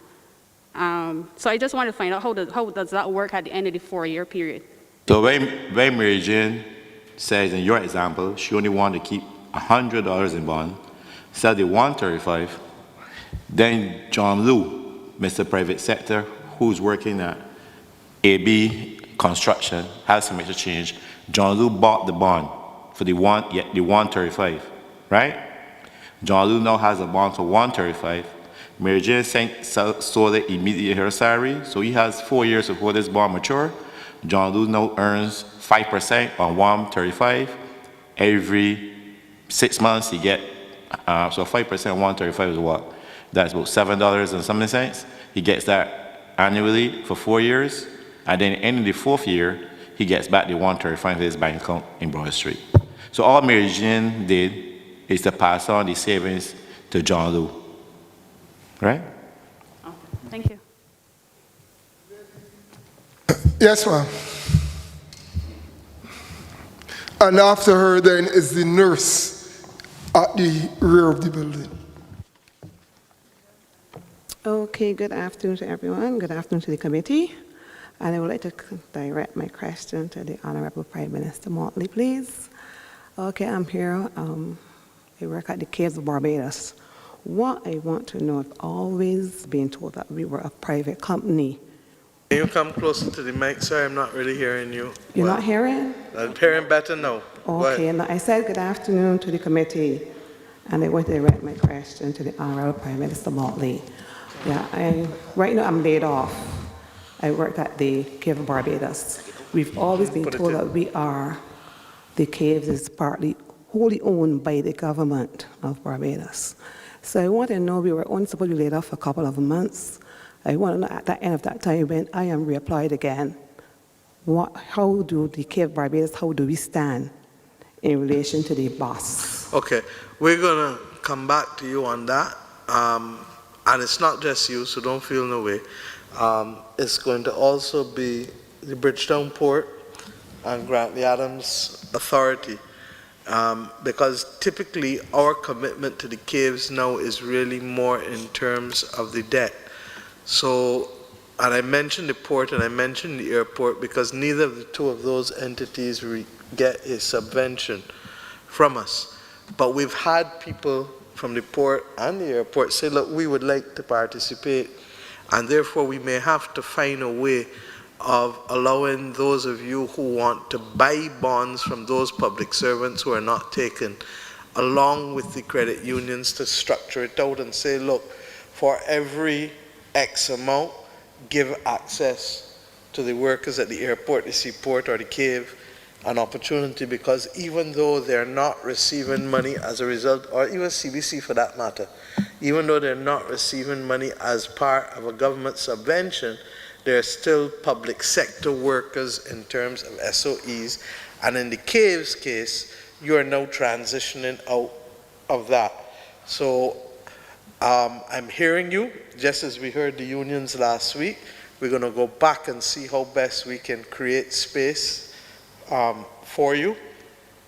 And at the very least, separate from this one, will also be the opportunity, as I said later in the year, about the NIS Pandemic Solidarity Bond. The one that we will do, Pandemic Solidarity Bond rather, to help replenish the NIS, some of the funds. And the beauty of this conversation, I mean, people ask me, you going up there to the gymnasium all day today and all day tomorrow? And what, I think the leader of the opposition say I ain't got no place in here. But if I ain't got no place in here, then I ain't got no place in the government of Barbados. Because this is the work of the government of Barbados. And these are the opportunities of the workers, for the workers in the government of Barbados. And I have a duty, therefore, to be here with you to discuss it.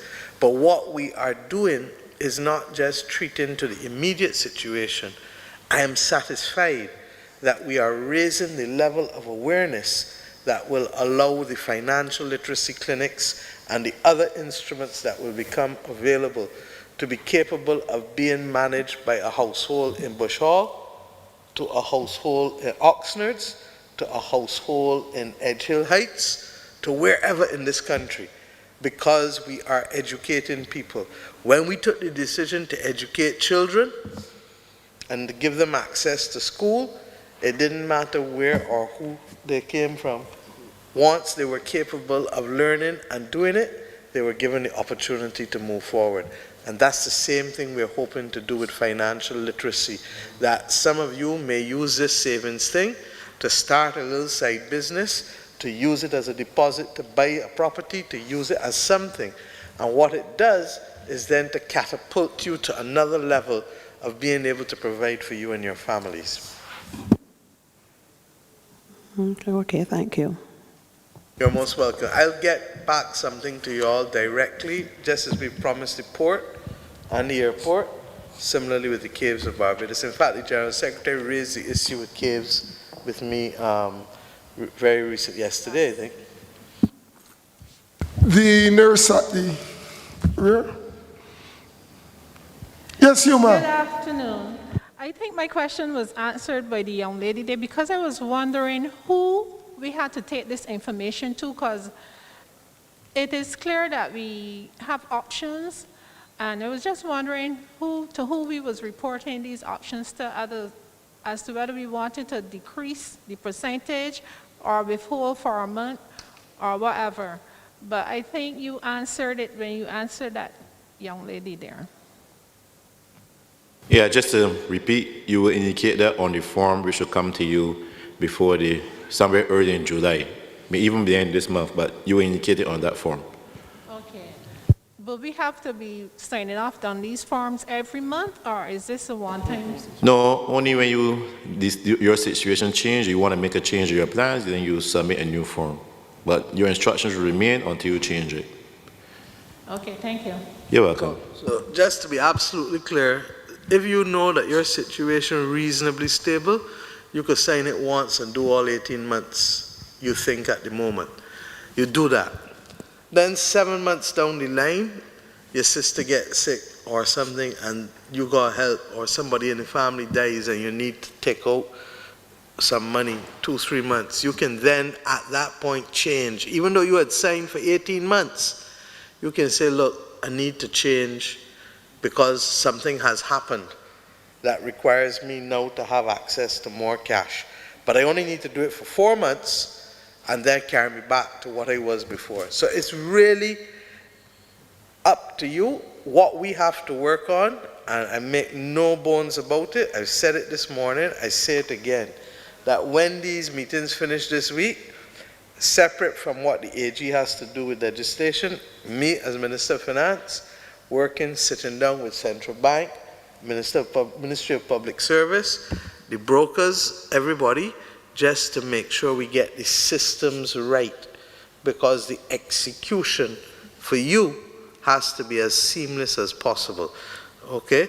And barring a loss of power for 2 days again, which I hope never happens in this country again, we should be able to have something that is smooth every payday, okay? And I'm trying to create buffers in terms of the timelines for people to put in things, to give everybody enough time to do what they're supposed to do.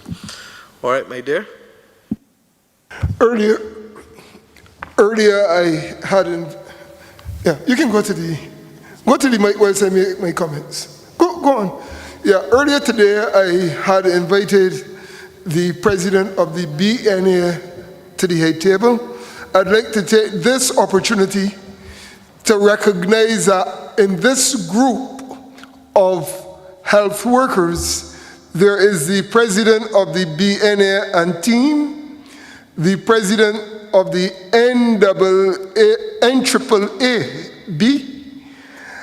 and the healthcare workers are also represented by NUPW, BWU, and there is, of course, BAP. Thank you. Good evening to the panel and the Prime Minister. My name is Sandrine Beckles, and I am a member of the National Union of Public Workers, and I work in the Ministry of Agriculture.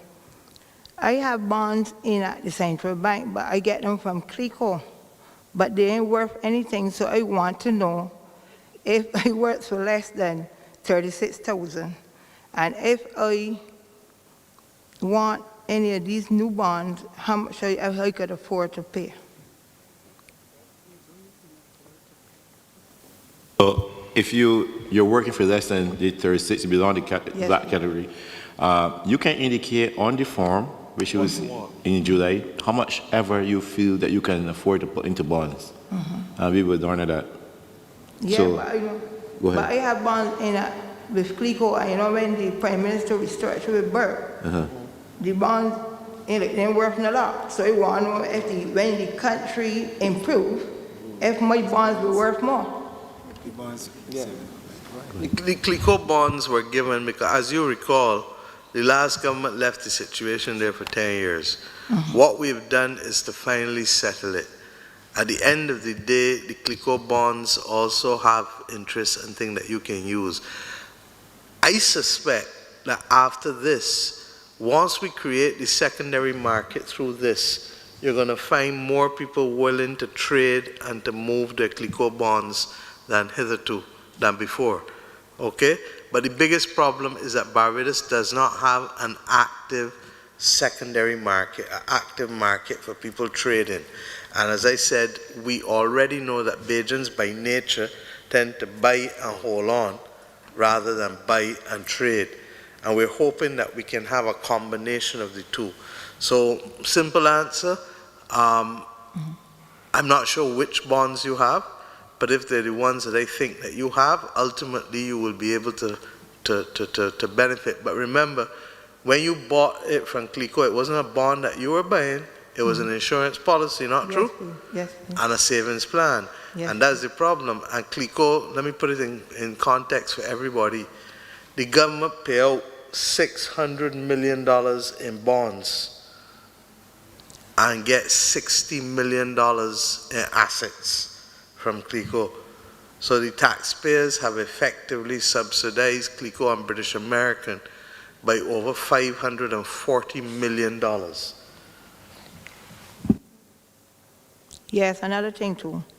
I work in agriculture and I will soon be retired, but we need, agriculture is the next person that we are looking forward to boost the country, and I will be retired in 2 years' time. So when I retire, you got nobody that can put in my place, but you need people in agriculture, and some of them need to be appointed.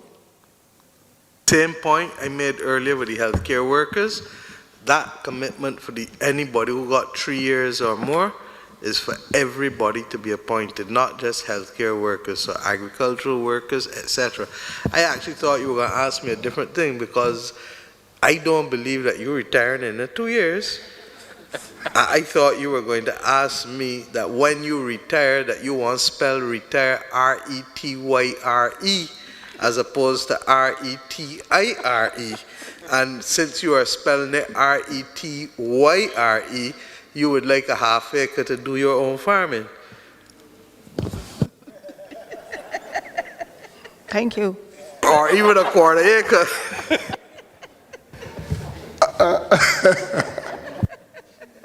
Give it a peppy step to remind us that you are really not retired in 2 years.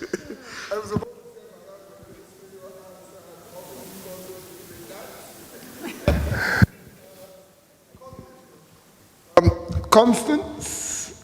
Sorry, Madam President, BNA. Yes, good afternoon, everyone. Joanna Waterman, President of the Barbados Nurses Association. Good afternoon, Madam Prime Minister, Dr. Greenidge, head table, and my colleagues, everyone. Let me say that, first, on a personal level, my husband and I, as retired persons, consider it really a creative proposal, an opportunity to invest when that facility comes on board for retired persons. So from a personal stance, we congratulate the government on this proposal.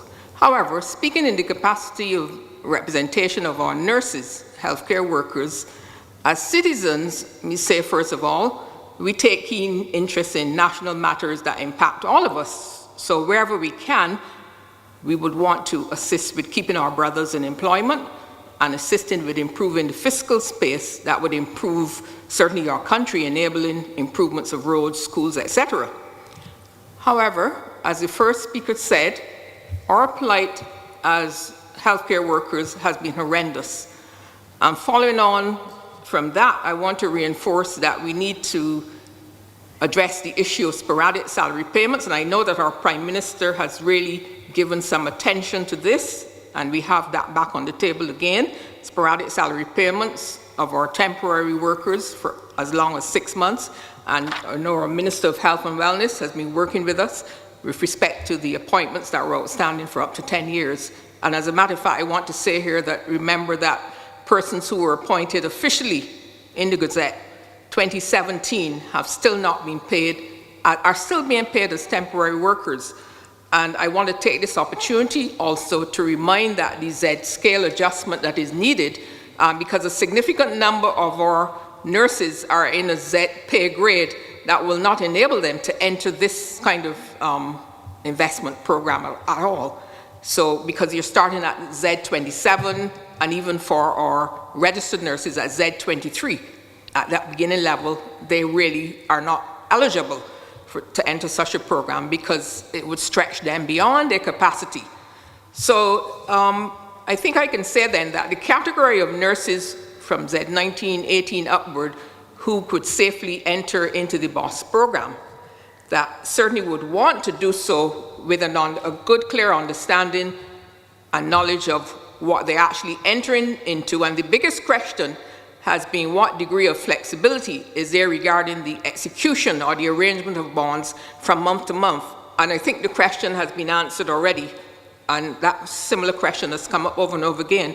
The concern being that when the circumstances change with respect to expenditure on a monthly basis from month to month, what instructions can then be given accordingly so that they're not jeopardized or penalized. And I think I've heard clearly Dr. Greenidge explaining then that there is that degree of flexibility and an allowance for making the adjustment. So I hope I heard correctly that that is the case, because that was as one of the major concerns. So in that regard then, I really would respectfully like to request a forum specifically for nurses across all the institutions via Zoom to increase their knowledge and capacity, because several questions will come up over and over again, and we only have a limited number of persons there. I know we have persons on Zoom at present, but I think with increasing knowledge of the operations of the investments bond, I think that will increase the level of confidence to participate for those who can participate. So thank you. My Zoomer. Before you go to Zoomer, if I may, I want to for highlighting and spelling out so clearly as you just did. I am very, very keen, and when I spoke just now, I gave the example, I think, of a police officer, a police constable earning, but I'm also very clear that there are a number of nurses, and every time I go into the hospital, they are one of the categories that say to me all the time that they would like to be able to access housing and mortgages.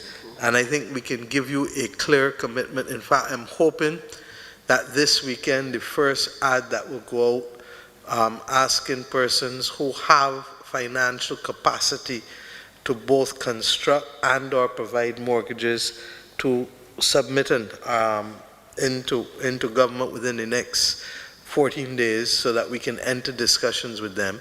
That has nothing at all to do with the other housing construction program, but what we're trying to do is to move housing on 2 or 3 separate tracks in order to be able to start to satisfy the demand. And for many of those persons, a person's first major investment in this country is usually property, house or land. So we hear you. But in addition to the house or land, we want people now to do these other types of investment vehicles. Thank you. Thank you, Madam Prime Minister. Zoom. Thank you, Co-Chairman. First question, can consideration be given to providing public officers with financial planning assistance? I ask because I really want to help government, but will need help in assessing my current expenses to be able to see where I can create the space to help. Thank you for your question. We do recognize, first of all, that there's definitely a need to improve financial literacy, not only within the public sector, but across Barbados. As the Prime Minister indicated earlier, we've been embarking on a series of financial clinics. But in the meanwhile, while that's happening, we also have the central bank stand ready to provide the intermediary process of ensuring that bonds are traded, converted, etc. And any public servant can call for advice on that, in that part. Beyond that, I think you can also reach out, even within your ministry, and I mean it's a large public sector, but any of the economic team, member economic team, we are all available to offer advice wherever possible through your union or in collaboration with unions. So there is no, we want to make sure there is no absence of information or understanding if you need help. So do reach out to your union reps. They have contacts with each of us, our economic team, and we will make ourselves available. But we do want to get those literacy clinics off to start, and hopefully, well, we expect them to start very soon. I don't know what. Thank you. Are there any other questions from the floor? Good afternoon again. I received two other questions. If a public sector worker opts out of their bonds from the beginning, should public sector workers not have first offer on purchasing available bonds? So what the Prime Minister alluded to that earlier and said, well, not alluded, she actually said that we will have to work on a mechanism with the central bank, because once a public servant opts out to their bond, it goes to the central bank and is available on the secondary market. But we will now have to think about a way to perhaps carve out some preferences so that other public servants and then individuals and then credit unions in that kind of order have access to that, to those available, now made available bonds for the, to purchase. My second question, when some of the individuals reviewed the slides on the BOSS program, they were wondering if the full maturity is 4 years or 5.5 years based on, if you look back in the slides and calculate. I just have to find the slide that they're... So I think I understand your question. So the maturity, each bond, if a typical public worker, Mary Jane in this case, she's receiving her 235 in bonds in July. That of July this year, 2020, that 235 bond that she receive will mature in 2024 July, right? All along she will get her interest on that every 6 months, so that by the end of 2024 she would have, not end, but July 2024 she would have received her full interest on it. And in July 2024, which is the 48th month, that 4 years of that instrument, she will receive her $235 in the bank. At the same time, in this same year, next payday, which is August now, she will put in another $235. That guy, that piece, bond number 2, matures in 2024 in August, 1 month after the first one. The one she put in September matures in 2024 in September, 1 month after. So in fact, Mary Jane is putting in her bond over 18 months, and it will mature over 18 months starting in when the first one starts in 2024. Make sense? Mm-hmm. You understand?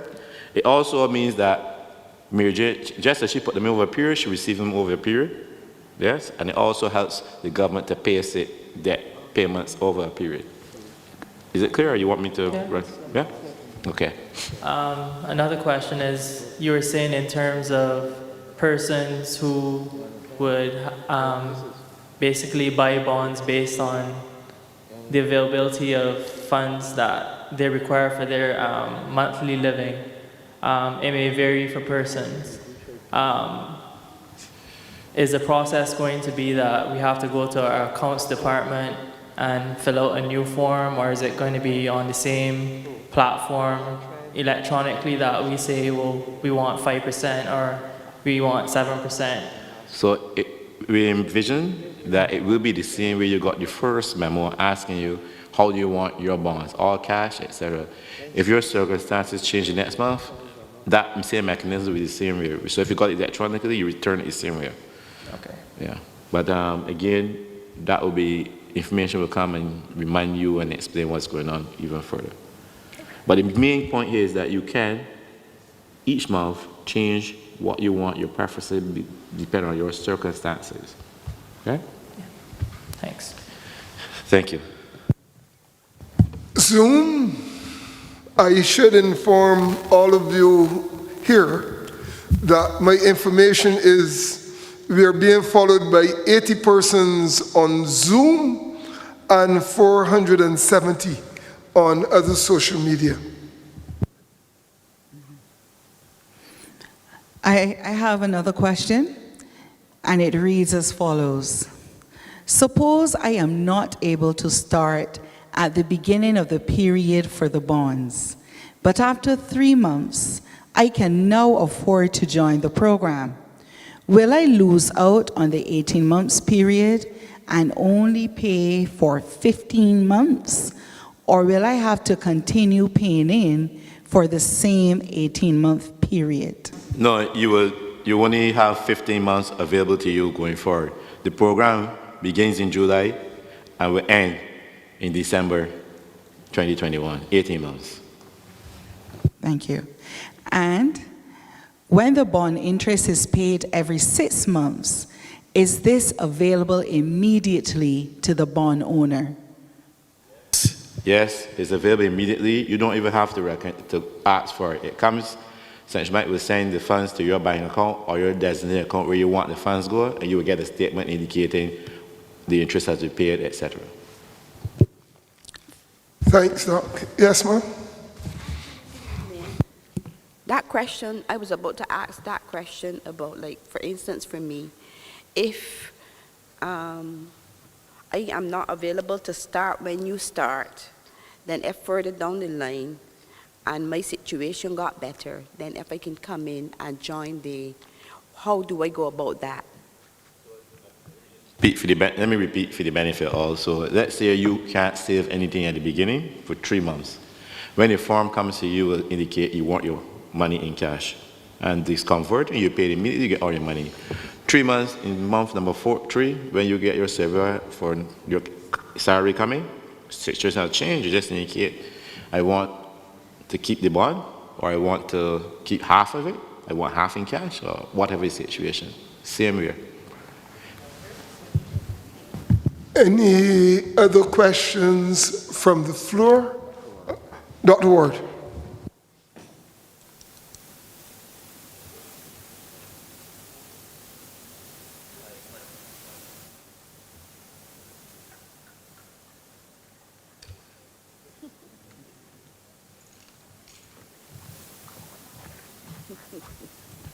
You're a Jimmy Cliff boy too. Hi, good afternoon. I'd like to thank the Prime Minister for being here and everybody on the head table. I just wanted to make a quick point or get some clarification. My colleague asked the question with regards to when somebody wants to change what they've signed up for. And that's come up a few times. I think it would be important for every individual who wants to make a change to be clear as to what is the last time, when it's the latest they can do that stuff based on when their payroll is run. Right? So that's important for our colleagues. You can't change it the day before payday and expect that change is going to be done. So it's important to know when your payroll, when it's the last day for payroll. And with that said, I I think is also important then on those who are administering this program, this BOSS program, that it also be made clear what is the last time before the next, what's the lead time that you have to give when you want to ask for your changes, right? It can't go too late in June and then can't understand why the change wasn't put in place in July, right? Thank you. Thank you so much. I think that's a very useful suggestion as we review the execution, to make sure that we don't only know the timelines internal to us, but that we share the timelines with you so that persons will know realistically. I can't wait till the day before to say that I need to adjust or not to adjust, but you can do it in time for the next month. Okay? Thank you so much. I was trying to tell you that you were a Jimmy Cliff guy, because when something don't work the first time, you find another reason to get it to work. You can get it if you really want. Any other questions from the floor? If I don't see any indicator, I go back to my trustee Zoom. Thank you, Co-Chairman. If there are changes in the environment, including changes in government, what impact will this have on the sustainability and continuity of the BOSS program? My name is 3 letters, but it is not G-O-D. It is M-I-A. Suffice it to say that I would trust and hope that you, the people of this country, and we will do what we have to do. Look, the last government put savings bonds. There were calypsos encouraging people to buy savings bonds. The last government, the last governor of the central bank got you to buy quite a bit. When we had to do what hopefully will be the only one ever restructuring in this country, we took a deliberate decision to exclude savings bonds because of the impact on the average Barbadian household or worker. I want today to repeat that and to hope that we can find a way of including in the language that kind of commitment. I do not believe in advising myself. I have not paid any fees to practice law, and therefore I'm not going to advise myself on those matters. But suffice it to say that I have asked for ensuring that we have the greatest protection that we can going forward on this. The legislation also, which is likely to come to Parliament, is likely to be sunset legislation, because there are a couple of pieces of bills that we're changing out of an abundance of caution, so that when I hear others speak, they are slightly ahead of the curve, because while we are dealing with the principle of what it is we're doing, they have gotten into the mechanics, and we have the mechanics, but those will be rolled out separately.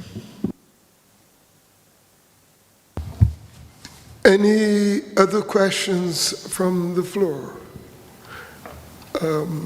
Since there is this lag, permit me to remind you that the reason that you're invited to be here is to give you every possible opportunity to ask and explore all the considerations that can reasonably be foreseen in the implementation of the BOSS program.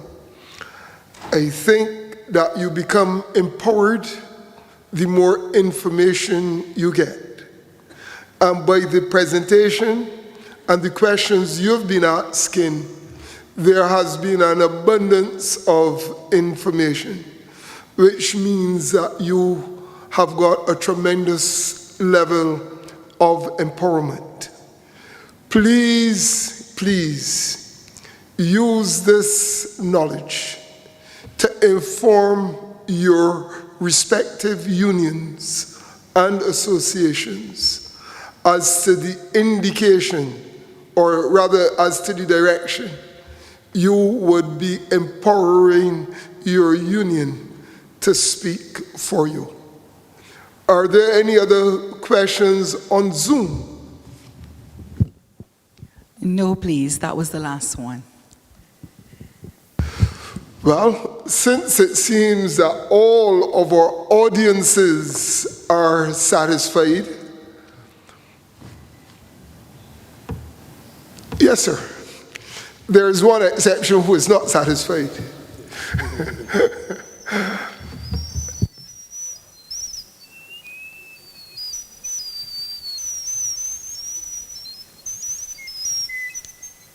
Good afternoon, panel. My question is, there are some of us who will be not in the government service very much longer, maybe less than 5 months. And I would want to know how the BOSS program would affect that kind of scenario. And the second question is, I need clarity on what is positioned with retirees. Retirees or pensioners? Pardon me? Retirees or pensioners? Both. I couldn't resist, Brother Bell, to put you on the spot. Okay. So you're not telling me you're going home?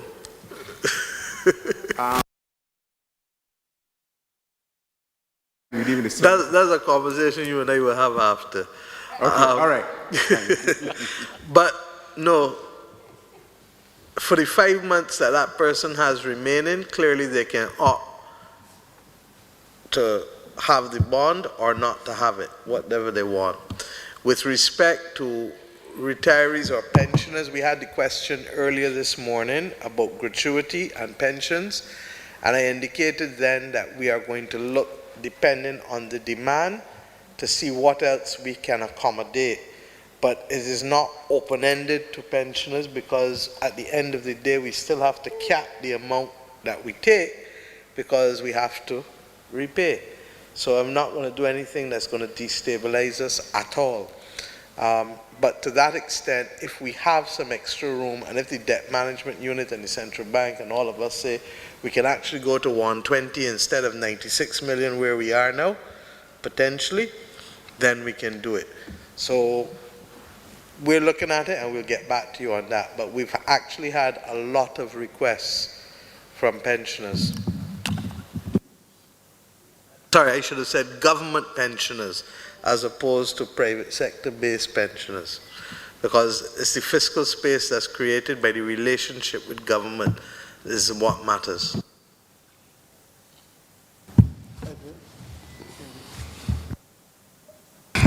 Brother Kani. Thank you. The conversation so far has been about bonds, and indeed the union has indicated in the last session that we had that we were comfortable with the position in relation to how the bonds were being offered. But I also want to allow public servants to ask questions not necessarily related to bonds, because what we have here is a grand opportunity with the Prime Minister to answer things that you may not have necessarily been able to ask previously. So we spoke about appointments, and you must be in the Prime Minister's head. Maybe I'll go and get an X-ray now from somebody or a CAT scan. Right. So, for example, I would like to also mention that we discussed at the level of the social partnership flexible working arrangements, and that policy is going to be completed very soon, where public officers will have the options of staggered hours, telecommuting, and so on. So that is something that you guys can look forward to. So please, don't waste. If there's any other concern, any question that you may have that you want to raise with the PM or any of the panelists up here, please feel free to do so. Oh, okay. Brother Kani, I heard you, but you know that this was a meeting called to discuss the impact or to inform members on the impact of BOSS and to give them an opportunity to gather as much knowledge on the BOSS program. I cannot speak for the Prime Minister, but that is a matter that she would have to decide on. But we came here for the specific purpose of dealing with the BOSS program. So to this end, I will entertain other questions related to the BOSS. There seems to be... Yes, ma'am. Good afternoon. I recognize you. I work at the National Sports Council. I don't have any questions. However, I do have a concern. My concern is with the process. That is a smooth process. Could you speak closer to the mic? My concern is that the process is a smooth process, unlike what we have been experiencing now for years with TAMIS. I mean, because when it comes to workers and wages and salaries, I heard earlier that the percentage comes out automatically, and then so part comes from my workplace and the other comes from the central bank. My concern is that the process is smooth, that there is no long wait if I opt out to have all of my cash so that I can, do what I have to do on a monthly basis. And that also working for a statutory corporation, there is something, we often find differences between us and mainstream government. So I just want a, clarification on whether the process is going to be across the border, regardless of if it's a statutory corporation, mainstream government. Those are my kind of concerns. Well, thank you for the question. It is not the first time for the day that such a question has been posed. There have been assurances and assurances, both from Dr. Greenidge and the Prime Minister, that in the event that such does occur, the process will in fact be seamless, so that there is no worker who opts not to receive bonds, that when payday comes, they should not see a difference in the quantum. What they may see is that total coming from two different sources. I can speak no clearer on that than what I've just said, but if you're not satisfied with that, I would yield to the experts. Are you satisfied with that? Okay.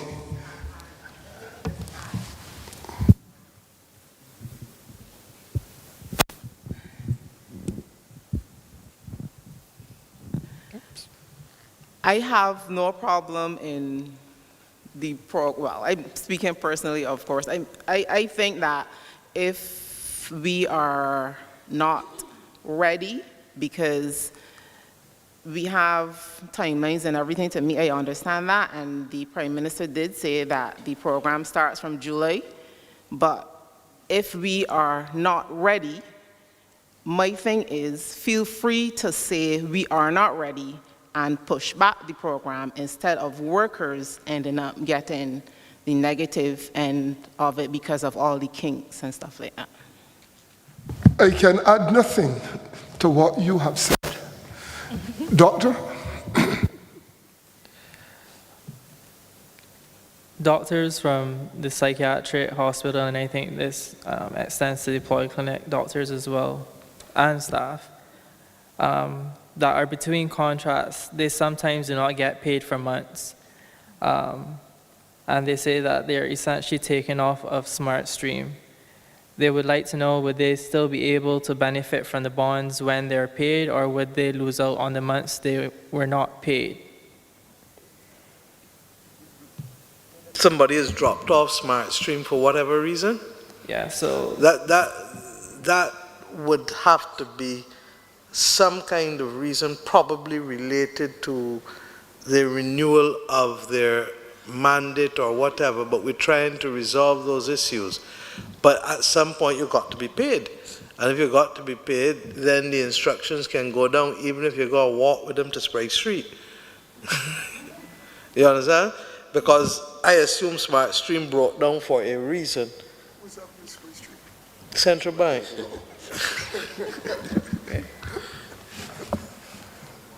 Thank you. Does that satisfy you, Doctor? If it is a case of delayed mandate, we can deal with that. Okay. Because you still have to get your back pay. Yeah. So that you can still say, look, I'm taking X percentage and I want Y percentage in bonds whenever it comes. So if it is a case of interruption of current, that's what I said, then we go walk down the Sprague Street. So say on the 18th month, so the last month that the bonds are being offered, and they haven't been paid yet, will they still benefit? But if they when haven't, they're paid? I hope they would have been paid for the 17 months before. If they haven't been paid for 18 months, then we got a real problem. No, And I that's mean what, on the, so say from now, from July to the 18th month, so doctors in the polyclinic and staff at the polyclinic haven't been being paid month to month. They get sometimes their pay 3 months later.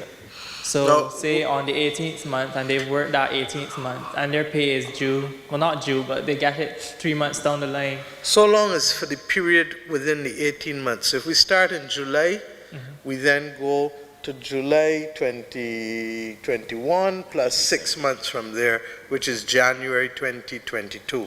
So long as within that time frame, we can accommodate. But I also do, and I'm serious about this, and so is the minister, we need to get to the bottom of these delayed payments. I refuse to accept that it can confound an entire government. And I'm going to literally drill down to make sure that if we have to deconstruct and reconstruct how we're paying, and believe you me, we can't do everything at once. The government spent a lot of its time focusing on the immediate, the sewage, the debt restructuring, which took till December last year, a number of things. So I'm giving you the assurance that this is one of the things that I'm applying my head and my officers to in the Ministry of Public Service, because it makes no sense and it does more to undermine the morale in the public service than any other single action. Thank you. Thank you. Sister Tekla?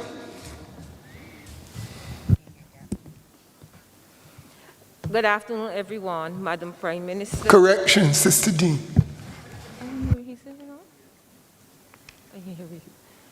Minister, members of the panel, I represent the Barbados Nurses Association, and I rise in support of the doctor who spoke about not being paid, because the concern for most of our nurses would be when they draw off Smart Stream, and as you said, I don't know how you can drop off, but the reality is that when they do drop off, sometimes they are not paid, and it could be for as long as 6 months.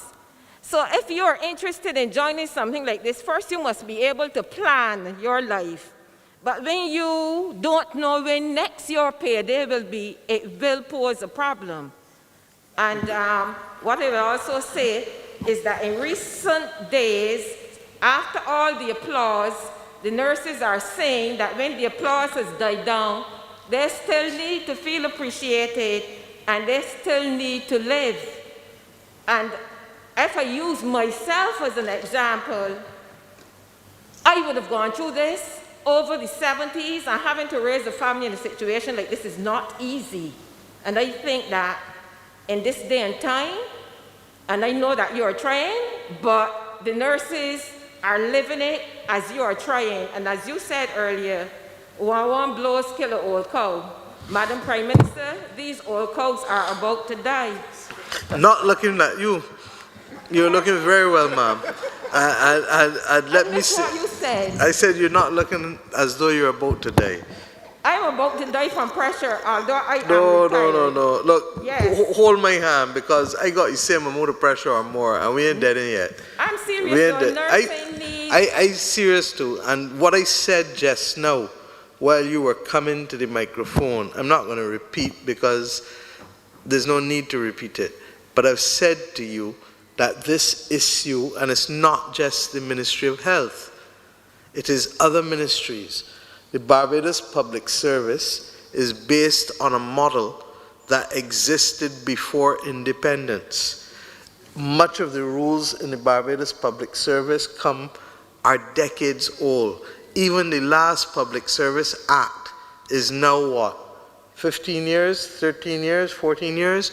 So that what we have committed to doing is trying to deconstruct and reconstruct to see what is it that needs to be done in order to better manage the validity of a person's appointment or acting, the linkage between smart stream and public service, and being able to recognize that more damage, as I said, is done to the morale within the service by us failing to be able to comply with this on time.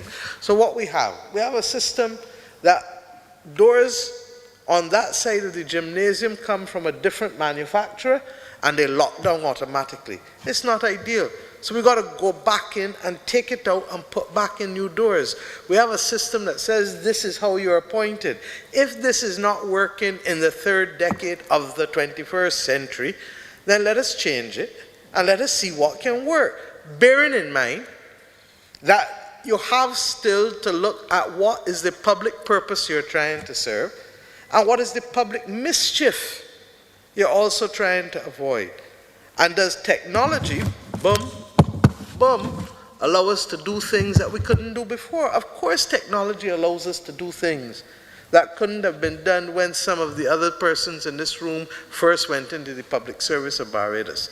So, life is ultimately about trust, and I can only ask for it, and I can only say that I've learned in my life that time and God are my best allies, and that you need time to be able to show that what you see is what you're going to get, and what we say we're going to do, even if it kills us to do it, we're going to do it. Largely because when I leave this scene, I want to make sure that this country is trusting of the public space. And why? Because people who are not strong, people who are not the mightiest, need a transparent and fair public space to live in this country.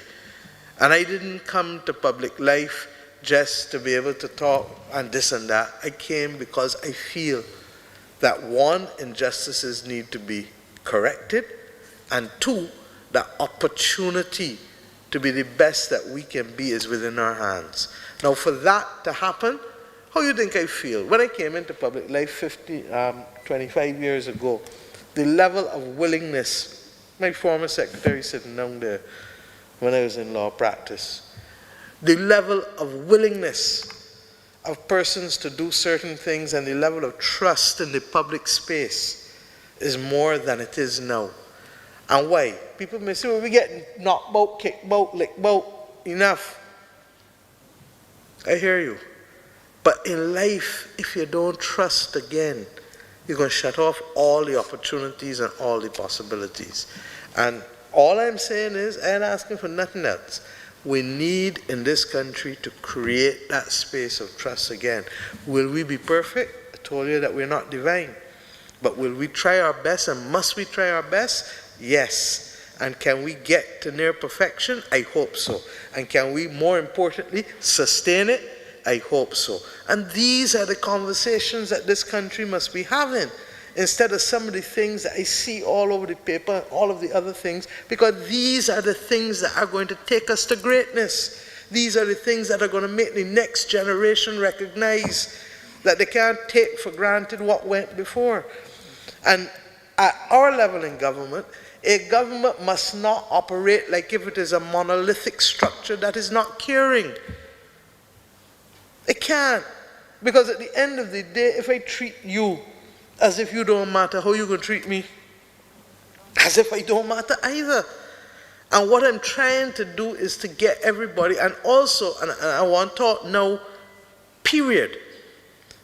To all supervisors and all managers, we are not always right. We have to listen to the people who we're supervising and managing sometimes.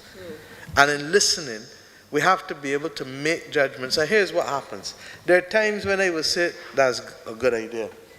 Then we move with that. And there's another time when I will say, I can't move with that now because of ABC. And there are even some instances why I can't tell you what the ABC is at this point in time. So we have to be able to trust each other a little bit in order for each of us to do our job in the space that we're doing it. But we have to do it from a good place. And we have to do it from a place of, I hear you, this is the common mission, let's do it together. Today we can push hard, tomorrow we might have to hold off a little bit because of circumstances beyond our control. Make sense? But I hope that if nothing else, that we come out with a renewed purpose and mission together, and that we get everybody, not just at the level of the public service, but all supervisors, all managers. They asked me about the new mission statement for public sector workers. And they had a lot of fancy words. And I said, look, what is it that we really want to say? I come to work every day to do the best job that I can do. That's what I really want to say. I can try hard every day. I might not succeed every day, because every one of us will fall at some point. But it is what we do after we fall that matters. Okay? Thank you. Thank you. Yes, sir.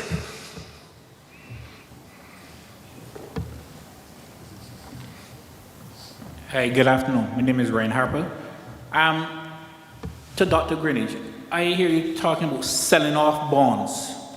How would you sell off bonds? The bonds, basically, if I buy bonds, they be registered in my name, right?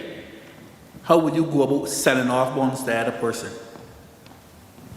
Thanks. All right, so when you buy bonds, you will have in your bond account a certain amount. Let's say you had $1,000 in your bond account at the central bank. That's where the bond will be registered. So you have many choices. Let's say you want to sell them. It means that, let's say you want to sell to the good doctor over here, and this have nothing to do with central bank. You and the good doctor agree, it's $1,000 in bonds, and you got, say, 3 years remaining. You and the good doctor agree that he would give you $1,000 to those bonds. He will then continue to own the bonds. So you download the form from the central bank, fill out the transfer information, have it notarized by some priest, lawyer, somebody. The good doctor gives you money that's between you and he, but the priest is confirming that it's a good transaction. You upload the form, and central bank changes the name of the bond from yours to his. It's an electronic register. So that's one way. Another way, you can call central bank and say, listen, sell my 1,000 bonds or sell 800 and send my money to my bank account in Credit Union A in Bridgetown. Central bank sells the bond maybe to the same good doctor or someone who wants it, credit you for $1,000, or depending on what the market is, maybe get a little less, a little more, and send your money down to the commercial bank. You go in the bank, you see your money, the bonds are no longer in your name, it's in your owner name. Or you can instruct your credit union, for example, you want to sell your bonds, now you have a buyer, you tell the central bank, here's my buyer. The credit union central bank does the transaction and you get the money. So the point is that each time is an electronic register as opposed to in the past where it was a physical piece of paper. So it's quite easy just to change the title and it becomes a legal document for the next holder. You answer your question? Yeah. All right, my next question. Can workers instead of buying bonds in my name, can I buy bonds in my children's name? At the point in which the bond is true, since it's a contract between you and the government in terms of paying you your wages, it's just another way of giving you your wages. So the bond would automatically come in your name, but it's quite an easy process for you to tell the central bank, well, look, I want to transfer title to my son or my daughter or whoever. Yeah? It's just if you had a bank account with your name and you say, man, look, I want to put my son's name on my bank account just in case anything happens. You call the bank, they add him to your account. It's not dissimilar from that. Okay, thank you. Okay. Oh. Yes, ma'am. In the back.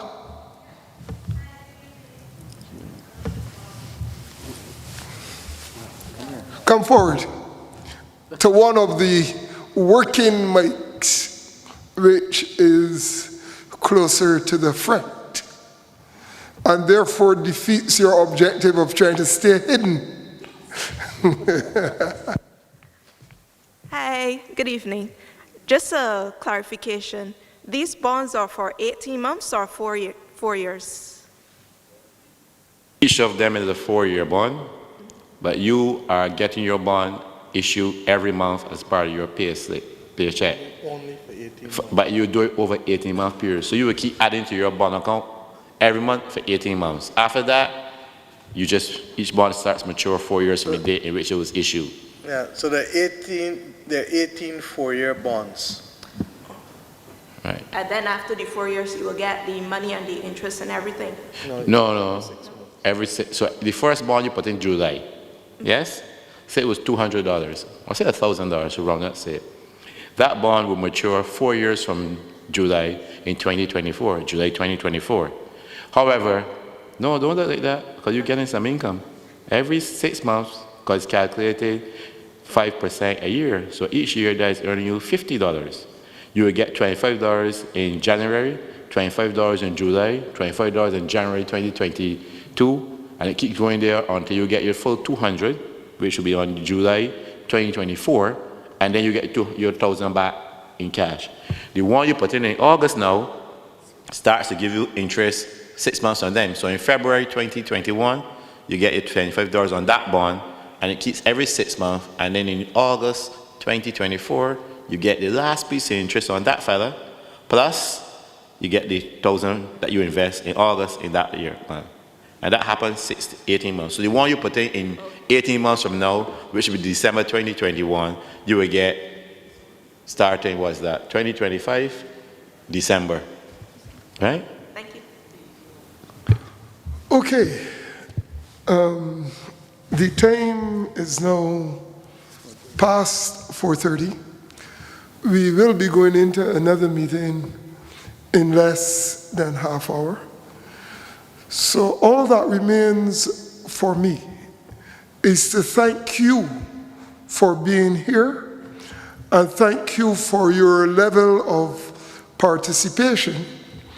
And when we adjourn, I trust that you will go safely and go in the name of God. Thank you. Do have a good evening and journey in mercies. Thank you very much, everyone, for coming, and I really appreciate you all taking the time to come. This is how societies are built and strong relationships are built. Thank you.